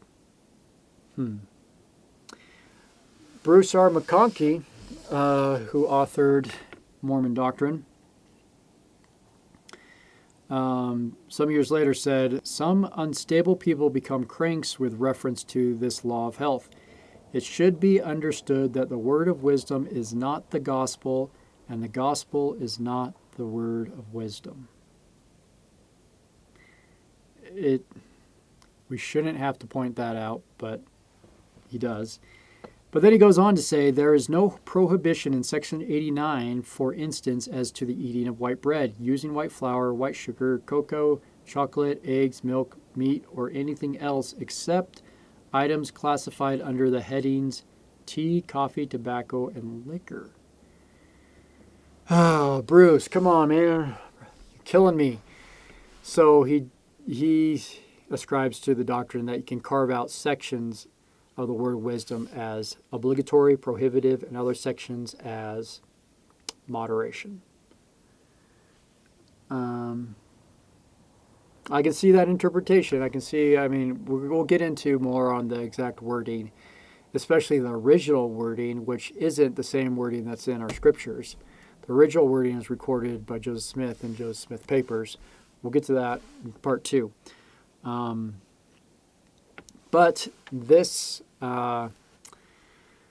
evolution continues. So by 1972, the official position of the church at that time was they advise against the drinking of cola drinks because of the caffeine content. They suggest that any drink or substance containing a habit-forming drug should be avoided. They emphasize the church has never included cola drinks within the actual prohibitions of the Word of Wisdom.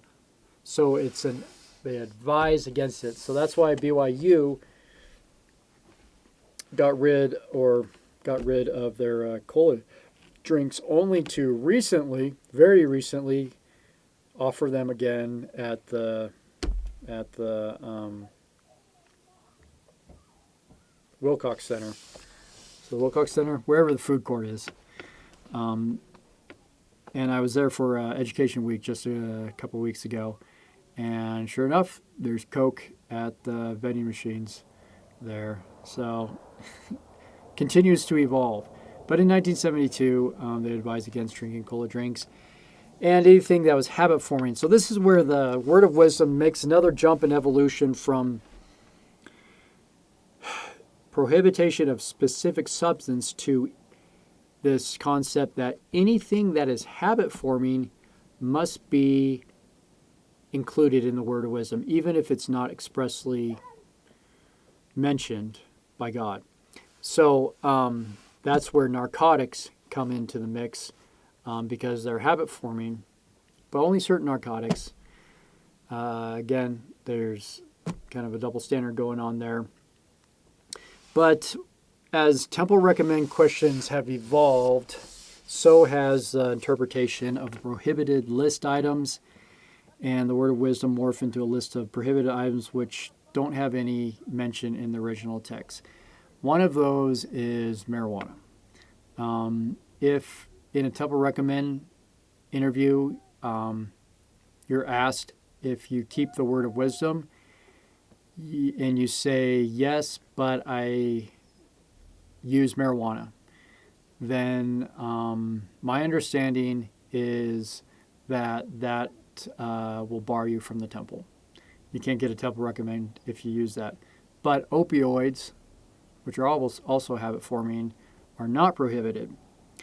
So that's probably one reason why we have an opioid epidemic in Utah and elsewhere. So the debate continues. Then it goes into, well, what about energy drinks that contain more caffeine than coffee? So the jury's still out on those.